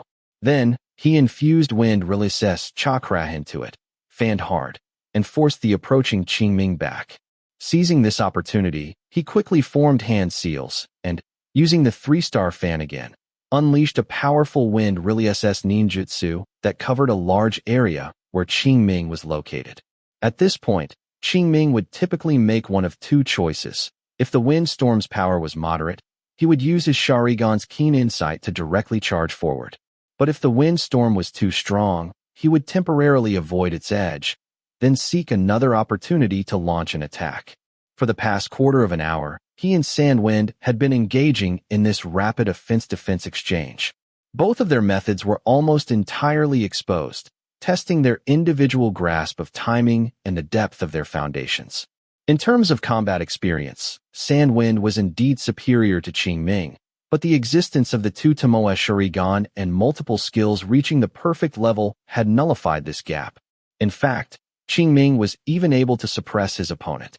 Because of this, Sandwind had to frequently use powerful wind release ninjutsu to buy himself breathing room, and these were very chakra-consuming. Conversely, all the methods Qingming used consumed very little chakra. Evidently, dragging this out was beneficial to Qingming, and he was indeed doing just that. He didn't even care when one of his subordinates died at the hands of the puppet master, who was suspected to be of the same clan as Uchiha. Furthermore, as the battle progressed, he also learned what the 20-something-year-old female Sunagakure ninja specialized in. She was actually a rare Genjutsu-type ninja from the hidden San village.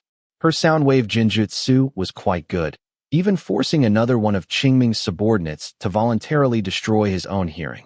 But this also greatly reduced his combat power, and for a time, he was suppressed by the female ninja, who was not skilled in close combat, completely in a passive defensive position. The only one who seemed to have an advantage was Kamiho Yoichi. That's right, his opponent this time was still his subordinate, and his opponent was the 17 or 18-year-old well-built Sunagakure ninja. Just as Qingming had predicted, his opponent was indeed skilled in taijutsu. However, it was far from impressive. Therefore, he was completely suppressed by the more versatile Kamiho Yoichi throughout the entire process. However, this slight advantage instantly vanished with the addition of the puppet master. If Qingming couldn't provide help, it was foreseeable that it wouldn't be long before his only remaining 2 subordinates would likely be killed. However, Qingming merely glanced at their predicament and no longer paid attention. He had already stopped the strongest Jonin on the enemy side, and the remaining 3 were Chunin, just like his own. If they couldn't handle it under such circumstances, then it could only be blamed on their own lack of strength. Qingming would not be like a nanny, constantly looking after their safety. What's more, his side seemed to be in control, but a slight lapse could instantly reverse the situation. The enemy was a Jonin after all, and he could not afford to be careless. So, they could only pray for themselves. Of course, Qingming couldn't drag on for too long, otherwise, if his teammates all died, it would be troublesome if those Sunagakure Chunin surrounded him. With a thought, Qingming once again sped up his offensive rhythm. At the same time, he no longer worried about chakra consumption and began to frequently use ninjutsu, forcing Sandwind to consume more chakra to cope. In addition, he was also actively looking for opportunities to cast genjutsu. Unfortunately, Sandwind would rather suffer a small setback than give him such an opportunity, preventing him from successfully casting genjutsu. Halfway through forming a hand seal, after Sandwind once again averted his gaze, Qingming sighed inwardly. As expected, the levels of both genjutsu are still too low. If his genjutsu Sharingan had reached level 5, he could cast genjutsu with every move. Then, in a one-on-one duel like this, he would only need a simple action to easily control the opponent. Why would it be so troublesome now? The saying circulating in the ninja world about dealing with the Sharingan, one-on-one, flee, two-on-one, attack from behind, was not an exaggeration. That was the reputation earned by countless Uchiha Jonin with 3 Tomoe Sharingan in real battles. Unfortunately, his own training hadn't reached that level yet, so he could only slowly deplete the opponent's chakra. However, while he found it troublesome, Sandwind was already secretly lamenting in his heart. Feeling that more than half of his chakra had been consumed, and seeing Qingming's still calm demeanor, Sandwind felt that the hope of victory was slim. Should I continue? Sandwind asked himself in his heart. The village's mission this time was to eliminate as much of the enemy's effective force as possible, and there was no specific mission objective. Therefore, retreating at this time would not entail any responsibility. Seemingly having convinced himself, Sandwind no longer hesitated. After blocking Qingming's attack once again and forcing him back with a counterattack, Sandwind seized the opportunity and immediately fled into the distance. Seeing this, Qingming's eyes lit up, and he thought. He finally moved. That's right. He had been waiting for Sandwind to make a move, whether it was an attack or an escape. As long as the opponent didn't stubbornly try to outlast him, it was acceptable. As for why, that was, of course, because only when the opponent moved would he have an opportunity. What opportunity? Of course, it was the opportunity to capture the opponent. That's right. After realizing he could defeat the opponent, he had been thinking about how to capture him alive and turn him into his second chakra battery. It definitely wouldn't work here. Although the Sunagakure ninja and Konoha ninja were forced to move their battles to the outskirts of the battlefield due to the intensity of the fighting here, they could still observe this area. Under everyone's watchful eyes, he certainly couldn't beat the opponent half to death and then capture him. If he did, unless he silenced them, the person would definitely have to be handed over. Although Qingming's sense of belonging to Konoha was average, and he wouldn't act as a nanny to his teammates, he also wouldn't commit acts of slaughtering his teammates. One still had to have some principles, otherwise, they would sooner or later be blinded by power. Qingming did not want to become a monster who only knew how to pursue power. Therefore, the best way was to avoid everyone's eyes and ears. To achieve this, Sandwind had to leave this place and move the final battle to another location. This way, what he did behind the scenes would be unknown to others, and he wouldn't have to consider killing people to silence them. And this was why he hoped the opponent would make a move. Therefore, seeing the opponent flee, Qingming did not stop him, but merely pursued him closely. As the situation on their side changed, the situation on the two outer battlefields also changed accordingly. The two Konoha ninja clearly fought with more confidence, while the three Sunagakure ninja began to consider running away. After all, their Jonin had been defeated, and if Qingming became free, they would certainly not be his match. Therefore, fleeing was a matter of course. However, this decision was not so easy to make. The final outcome of the Jonin's battle was still unknown, and if they retreated rashly, they might be punished. Furthermore, they still held the upper hand in the battlefield situation, and they were somewhat reluctant to simply abandon the credit they had earned. There was also that puppet master. His purpose was not only to gain credit, but also to inquire about the situation of that junior in his clan. Whether alive or dead, there had to be a result. Chapter 107. 10 minutes later. Somewhere in the forest, Sandwind's low roar suddenly came. Wind really SS. Great sick El Weasel technique. A fierce wind swept through, uprooting the surrounding trees, and dense vacuum blades shot out in all directions, plowing foot-deep furrows in the ground. And within that storm, a figure flickered rapidly, constantly dodging the vacuum blades coming from all directions. This person was none other than Qingming. Just now, because he was too reckless, he accidentally fell into Sandwind's trap and was trapped within his ninjutsu. At this moment, he could only look for an opportunity to escape. However, before he could run far, Sandwind's familiar voice came again. It wasn't easy to trap you. How could I let you leave so easily? Fire really SS.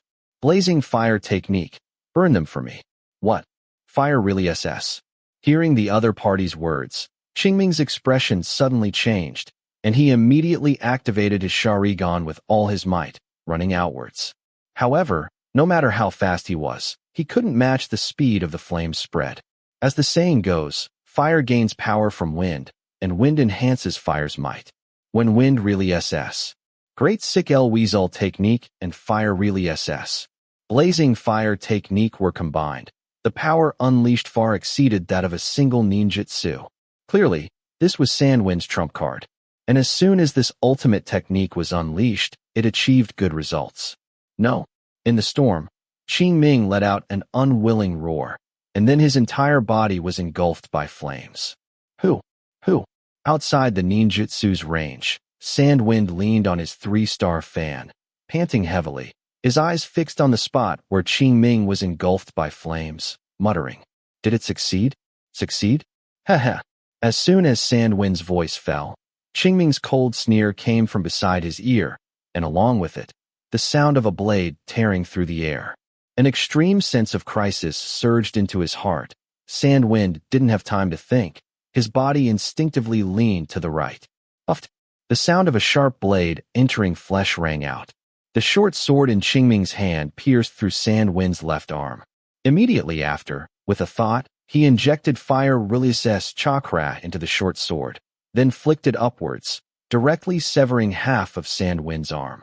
A smell of scorched flesh permeated the air, making Qingming frown involuntarily.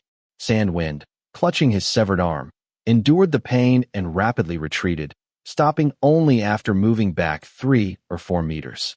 Then he looked at Qingming, gritting his teeth and asking, "Was that a shadow clone just now?" When? Clearly, he wanted to ask when Qingming had used a shadow clone to replace his main body. However, Qingming didn't want to waste words with him. His figure flashed, and he appeared directly in front of him. Having lost half an arm, Sandwind's combat power was greatly reduced. Unable to form hand seals, he could only use taijutsu and crudely release the power of wind release chakra using his 3-star fan. Unfortunately, these were all useless against Qingming. In less than 2 minutes, Qingming found an opportunity and, for the first time, used Jinjutsu, Sharingan, successfully controlling the other party. The rest was simple. Qingming directly knocked the opponent unconscious, then used Chakra Absorption technique to drain all the remaining chakra from his body. Then, he used healing technique to treat the wound on the severed arm. Although the area had been cauterized by high temperature and was no longer bleeding, to ensure the opponent's survival, he still expended chakra to heal him. After all this was done, Qingming formed hand seals again, using shadow clone technique to create a shadow clone. He had truly gone all out today, continuously using shadow clone technique. The chakra loss was not insignificant. Fortunately, it was all worth it. As long as Sandwind was safely sent to the cave space and chakra was extracted once, today's losses could easily be recovered. According to his Sharingan's observation, the opponent's full-state chakra was at least 8,000 points, and with a 60% conversion rate, that would be nearly 5,000 points of chakra. Such a large sum of chakra made Qingming's heart skip a beat. Forcibly calming the agitation in his heart, Qingming said to the shadow clone beside him, "You set off now and quickly send him back." The shadow clone responded softly, saying nothing more, and carried the unconscious Sandwind away from the place. Qingming, on the other hand, began to clean up the battlefield, erasing any traces that might arouse suspicion from others, ensuring that Sandwind's whereabouts would not be discovered. After doing all this, Qingming did not linger and immediately rushed to the previous battlefield. If possible, he wanted to capture a few more Sunagakure ninja. For him, the more chakra battery there were, the better. And that puppet master, it would be even better if he could be captured. Thinking of this, Qingming couldn't help but quicken his pace. However, when he returned to the previous battlefield, there was no one there except for the corpse of a Konoha ninja. Qingming glanced at the corpse. It was indeed his subordinate who had voluntarily destroyed his own hearing system. Clearly, the other party ultimately did not survive. Just as Qingming was examining the corpse, a faint sound suddenly came from the nearby woods. Qingming suddenly stood up and asked, "Who's there?" "Captain, it's me." Kamiho Yoichi's somewhat weak voice came. Immediately after, the woods rustled, and Kamiho Yoichi walked out, his face pale. The other party was clutching his lower abdomen, and blood could still be seen oozing between his fingers. He had clearly suffered a serious injury. The Sharingan in Qingming's pupils slightly enlarged, and he carefully scrutinized the other party up and down a few times, confirming that he was not an enemy in disguise, before stepping forward and saying, "How are you? Where are the enemies?" Cough, cough, cough. Hearing this, Kamiho Yoichi coughed a few times and replied with some difficulty. "They suddenly retreated a few minutes ago. I don't know why." Retreated? Qingming pondered for a moment, then continued to ask, "Do you know which direction they went?" Kamiho Yoichi pointed towards the northwest. Area E12. Qingming frowned. Kamiho Yoichi nodded and said, "It's very likely." Hearing this, Qingming fell silent. At this moment, Kamiho Yoichi suddenly asked, "Oh right, Captain, what about that sandwind?" "Don't mention it, he escaped." Qingming replied with a frustrated expression. Kamiho Yoichi did not doubt him, because he also didn't think Qingming could kill a Jonin, or rather, Qingming being able to force the opponent to escape was already beyond his expectations. As for going further, that was unimaginable. On the other side, after Qingming answered the question, although he didn't say anything on his face, his peripheral vision was observing Kamiho Yoichi's expression. If the other party had any doubts about his statement, then he might have to silence him. Although he would not kill innocent people indiscriminately, if the other party touched upon his core interests, he would not be soft-hearted either. Fortunately, Kamiho Yoichi's reaction was very normal. Qingming glanced at the injury on the other party's lower abdomen, and after confirming it wouldn't be fatal for the time being, he didn't waste chakra on healing him. Instead, he directly said, "You stay here for now and report our encounter. I'll go to Area E12 to check it out." "Understood, Captain." Kamiho Yoichi replied crisply. "All right, be careful yourself." Qingming gave him a final instruction, then chased in the direction the few Sunkrei Chunin had left, disappearing into the dense forest. After he left, Kamiho Yoichi raised his blood-stained hands, performed the summoning technique, and once again summoned the parrot, beginning to relay the details of the report. Chapter 108. After separating from Kamiho Yoichi, Qingming began searching for the 3 Sunagakure Chunin in the direction he indicated. Thanks to his familiarity with the area and the powerful insight of his Sharingan, he quickly found relevant clues. Following these clues, he continued the pursuit and finally caught up with them half an hour later. At this time, these individuals were still heading towards Area E12. Combining this with the words of squad leader Tashiro Yukio's ninja dog, Kiba, that there were many enemies in Area E12, Qingming realized that Area E12 was the key focus of this Sunagakure attack. But why are there suddenly so many Sunagakure ninja? Qingming was at a loss to understand this question. One must know that whether it was the adjacent Area E12, their own Area E11, or even the entire surrounding region, strictly speaking, they all belonged to the second line of defense. It was understandable for some infiltration units to appear occasionally, but a large-scale enemy invasion like this was basically impossible. Unless the front line has collapsed. Qingming was startled by his sudden thought, but quickly calmed down. If the entire front line had collapsed, then there wouldn't just be these enemies appearing here. At that point, let alone Area E12, even the entire region they were defending would likely be impacted. But he hadn't seen any signs of that yet. This meant that the front line had not completely collapsed. However, the number of enemies did exceed the typical scale of an infiltration unit. Thus, there was only one explanation. A few strongholds on the front line had been breached, causing a gap in the defense, and some Sunagakure ninja had taken advantage of the vulnerability to launch a raid. That must be it. Although he hadn't received definite news, Qingming felt his guess was likely correct. If that were truly the case, then these Sunagakure ninja couldn't stay for long. After all, as long as the entire front line hadn't collapsed, Konoha would still have the ability to retake those strongholds. At that point, it would be like closing the door to catch a dog. If these Sunagakure ninja didn't want to be trapped here, they would have to retreat before Konoha recaptured those strongholds. Having thought all this through, Qingming felt the gloom in his heart dissipate, and the expression on his face involuntarily relaxed a little. For him, maintaining stability was the best outcome, because time was on his side. As long as he dragged it out long enough, his strength would continuously grow. All sorts of thoughts flashed through his mind. Qingming looked at the 3 figures below, then suddenly raised both hands, rapidly completing the hand signs for Fire Really SS. Phoenix Saj Fire Technique. Then, he opened his mouth and spewed out a large amount of high-temperature flames. These flames almost instantly transformed into dozens, even hundreds, of fireballs the moment they appeared. Clearly, as the proficiency of Fire Really SS. Phoenix Saj Fire Technique continuously improved. The time it took for the flames to differentiate into fireballs was rapidly decreasing. Now, there was almost no visible gap in between, as if the flames turned into individual fireballs the moment they left his mouth. This seemed similar to when he first learned Fire Really SS. Phoenix Saj Fire Technique. But don't forget, when he first learned Fire Really SS. Phoenix Saj Fire Technique. Those fireballs appeared one by one. Now, his enemies had to simultaneously face dozens, even hundreds, of fireballs surrounding and intercepting them. Although it seemed like a small difference, the difficulty for the enemies when dodging increased exponentially. Just like now, if the three Sunagakure Chunin had faced a surprise attack from Fire Really SS. Phoenix Saj Fire Technique before level 2, they might have been able to dodge safely. But now, the opponents simply couldn't evade Qingming's attack without paying some price. Sensing danger, the three Sunagakure ninja immediately became wary and asked, "Who?" However, before they could find Qingming's trace, hundreds of fireballs were already raining down on them.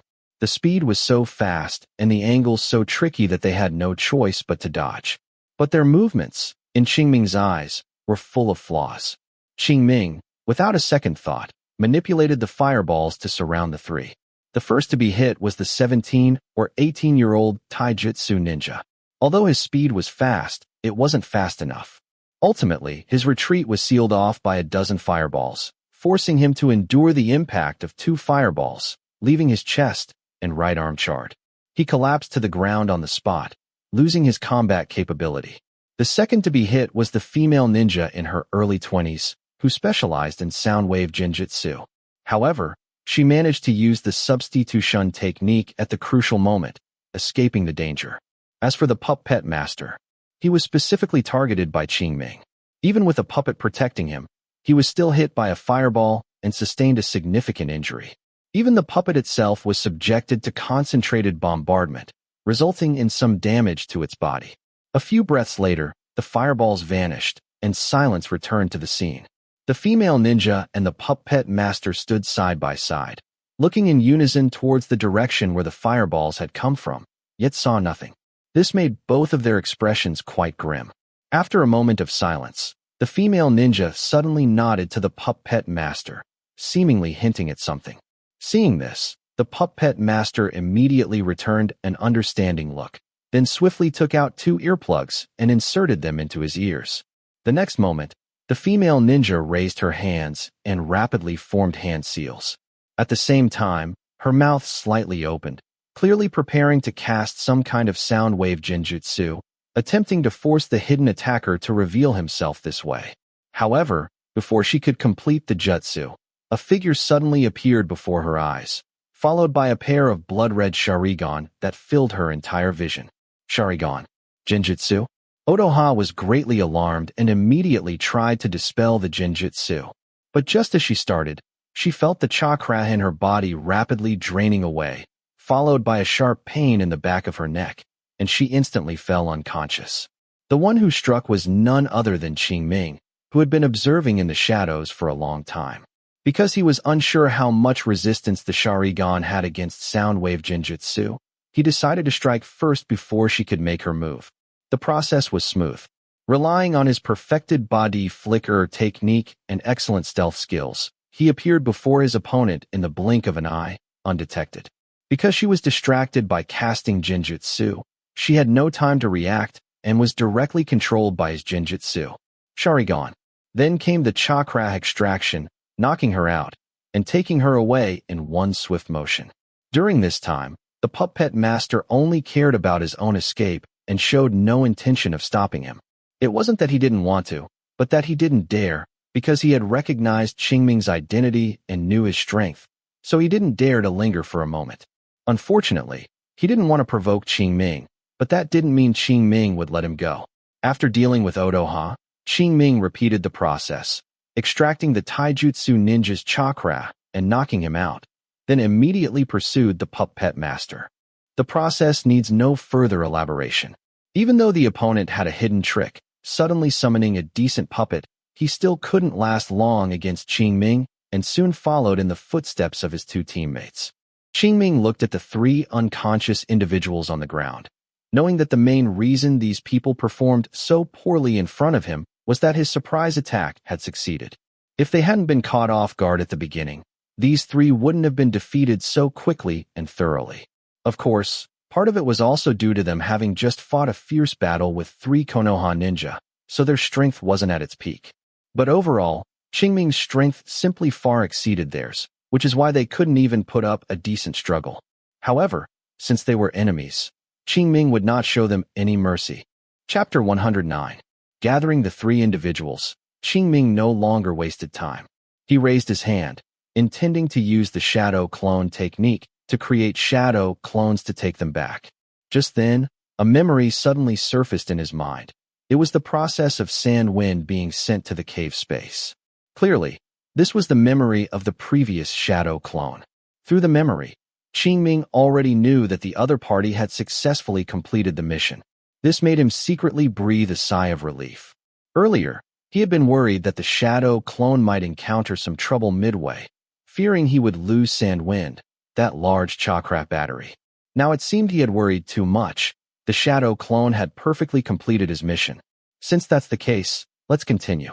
With a thought, Qingming once again used the shadow clone technique. Fortunately, the level 1 shadow clone technique could maintain a maximum of 3 shadow clones. Otherwise, he really wouldn't have been able to send these 3 Sunagakure ninja back at once. Bang! Bang!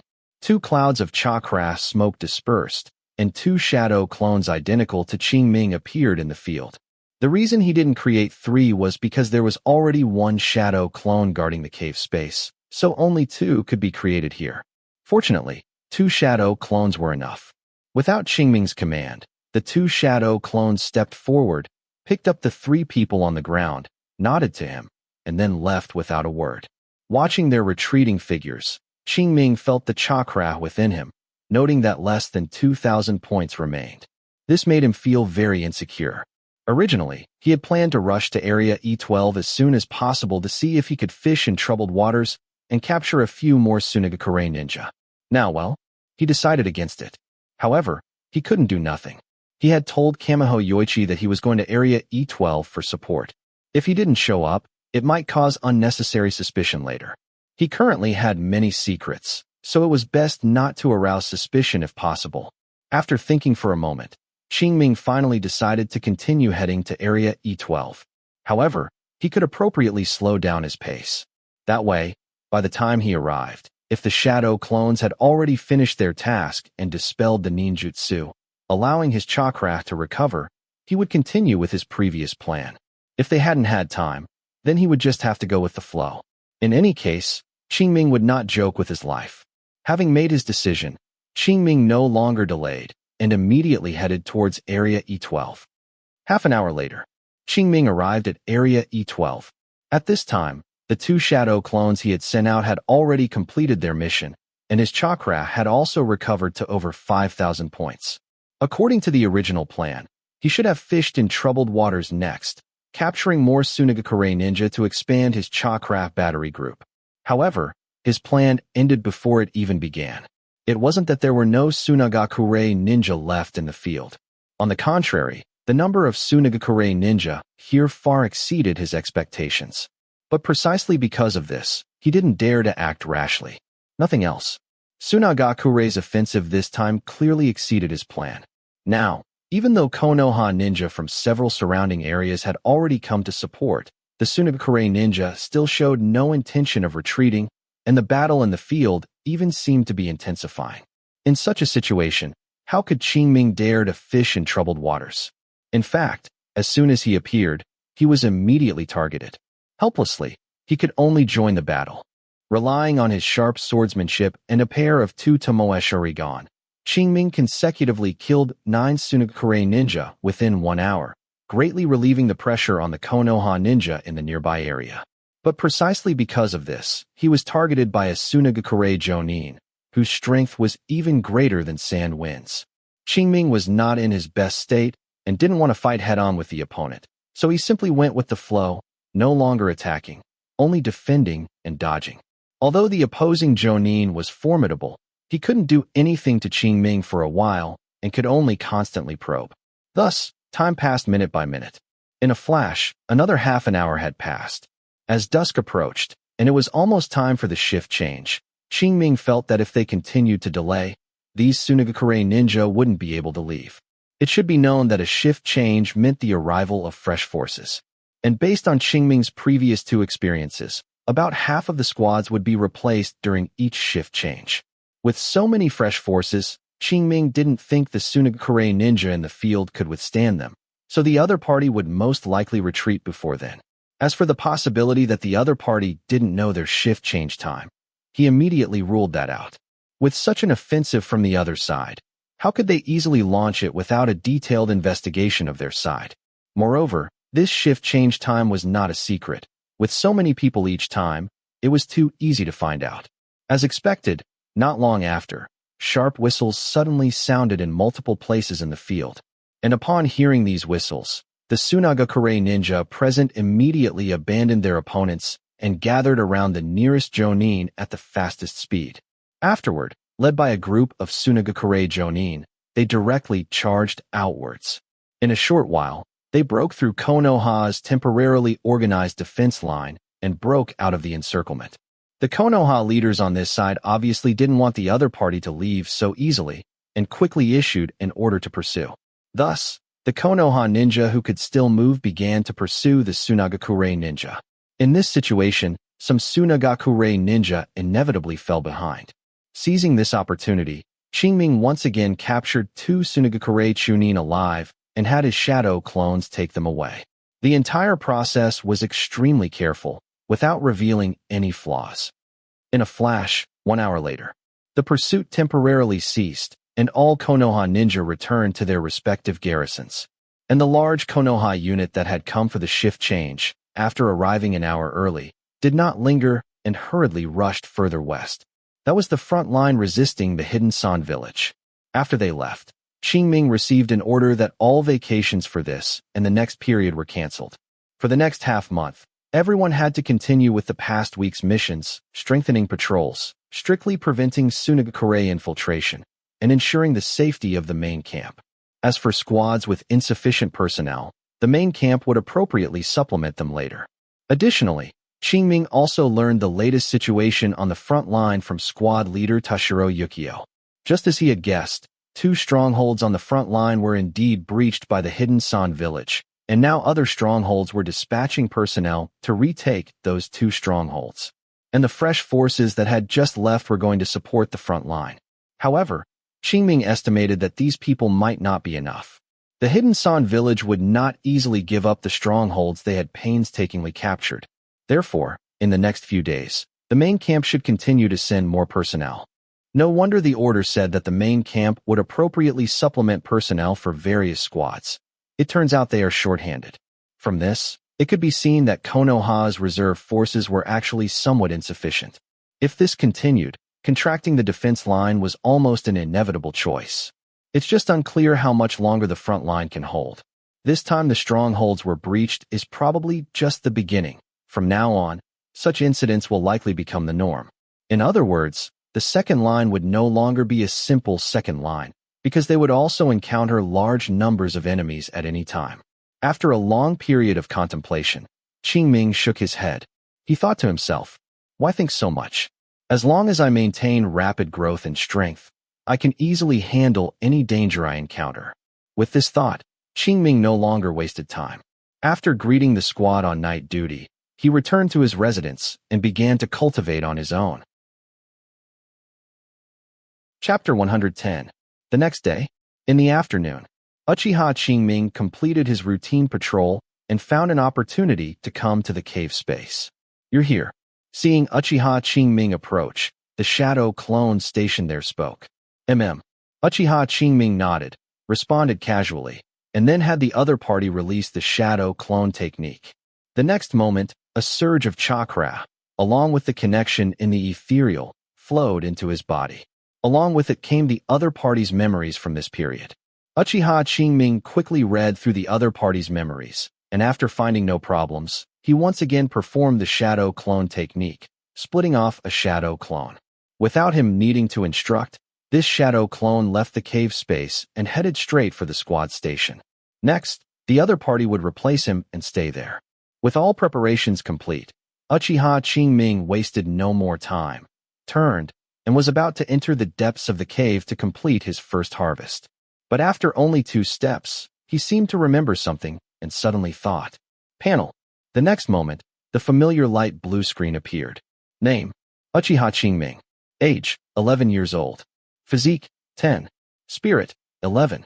Chakra: 4,120, with a maximum that has increased from 11,201 to 12,497. Bloodline: Sharingan, double Tomoe, from 652 out of 5,000 to 799 out of 5,000. Skills: Chakra Refining Technique, from level 4, 1,008 out of 2,000, to level 4, 1,089 out of 2,000. Fire Relay SS, Great Fireball Technique, level 2, 125 out of 500. Fire Relay SS, Phoenix Saj Fire Technique, from level 4, 381 out of 2,000, to level 4, 621 out of 2,000. Fire Relay SS, Dragon Fire Technique, level 2, 118 out of 500. Shadow Clone Technique, from level 1, 1 out of 200, to level 1, 15 out of 200. Chakra Absorption Technique, from level 2, 250 out of 500, to level 2, 435 out of 500. Healing Technique, from level 2, 161 out of 500, to level 2, 224 out of 500. Demonic Illusion, Shackling Stakes Technique, from level 3, 625 out of 1,000, to level 3, 715 out of 1,000. Jinjutsu, Sharingan, from level 3, 190 out of 1,000, to level 3, 280 out of 1,000. Mind Reflection Technique, from level 5, 1,832 out of 5,000, to level 5, 2,192 out of 5,000. Swordsmanship, from level 5, 1 out of 5,000, to level 5, 190 out of 5,000. Chakra Control, from level 3, 602 out of 1,000, to level 3, 685 out of 1,000. Free Body Technique, level 3, 0 out of 0. Body Flicker Technique, level 4, 0 out of 0. Ninja Tool Throwing, level 5, 0 out of 0. Skipping the preceding sections, Uchiha Qingming directly focused his attention on Chakra Absorption Technique. As he remembered, after nearly 10 days of practice, its proficiency had reached level 2, 435 out of 500, only 65 points short of level 3. Considering the massive amount of chakra to be harvested next, every increase in conversion rate could yield a considerable amount of chakra. Therefore, Uchiha Qingming decided to invest a sum of chakra first and upgrade this technique to level 3 before anything else. As soon as he thought it, Uchiha Qingming wasted no time, turned around, returned to the room his shadow clone had opened for him, and began to cultivate on his own. In a flash, an hour passed. After completing another use of Chakra Absorption Technique, a brand new understanding suddenly emerged in Uchiha Qingming's mind. A moment later, Uchiha Qingming opened his eyes, a flash of realization in his pupils. He opened the panel and took a glance, and sure enough, his Chakra Absorption Technique had upgraded from level 2, 435 out of 500, to level 3, 1 out of 1,000. I wonder what the effect is. Muttering to himself, Uchiha Qingming stood up and left the room, heading to the depths of the cave. At this time, Chie was no longer alone here. Besides him, there were 6 others, Sandwind and his 3 Chunin subordinates, as well as 2 unfortunate stragglers who had been left behind when Sunagakure retreated. Meeting the gazes of these people, which were either hostile, fearful, or inquisitive, Uchiha Qingming went straight to Chie's side. Then, under the man-eating gaze of Sandwind's puppet master subordinate, he completed the hand seals for Chakra Absorption Technique and placed his hand on Chie's head. A suction force emanated from his palm, rapidly drawing the chakra from Chie's body. After carefully sensing for a moment, Uchiha Qingming had estimated the effect of level 3 Chakra Absorption Technique. It could absorb approximately 300 points of chakra per second, and the increase in amplitude compared to level 2's 200 points was not a qualitative leap. However, in terms of conversion rate, it had surprisingly increased by another 10 percentage points, from the previous 60% to the current 70%. Setting aside other things, Just this 10% increase meant that his recent consumption of approximately 1,500 points of chakra was not wasted. In fact, Uchiha Qingming even felt an urge to raise this technique by another level to further enhance its effect. However, when he saw the 1,000 points of proficiency, he calmed down. Based on the calculation that it took 1,500 points of chakra to gain 65 points of proficiency just now, 1,000 points of proficiency would be 23,000 points of chakra. This was indeed not a small number. But likewise, this was not an unattainable goal. In fact, it could be said to be very easy to achieve. Thinking this, Uchiha Qingming turned his gaze to the other 6 Tsunagakure ninja, and in his scarlet pupils, 3 Tomoe slowly rotated. A moment later, he retracted his gaze. According to his estimation, the chakra of these people combined was about 28,000 points, plus Chie's 5,000 points, which made it 33,000 points. Thus, with a 70% conversion rate, it would be 23,000 points, just enough for him to upgrade chakra absorption technique from level 3 to level 4. Of course, there would definitely be some errors here. However, with his current chakra reserves, any slight error could be filled. The only thing to consider was that doing so would delay the evolution of the Sharingan and the mastery of fire nature chakra, shape transformation, and nature transformation. After all, he had originally intended to use this chakra for practicing mind reflection technique and fire really SS. Phoenix Saj fire technique. If he diverted it, it would inevitably slow down their progress. However, as the saying goes, sharpening the axe does not delay the chopping of wood. If he could upgrade chakra absorption technique from level 3 to level 4, based on previous experience, its chakra conversion rate would likely improve further. This way, the chakra harvested later would inevitably increase, more than making up for today's losses. What's more, if it was just diverting 23,000 points of chakra, it wouldn't cause much of a delay. At this thought, Uchiha Qingming no longer hesitated and immediately went to Sandwind's side.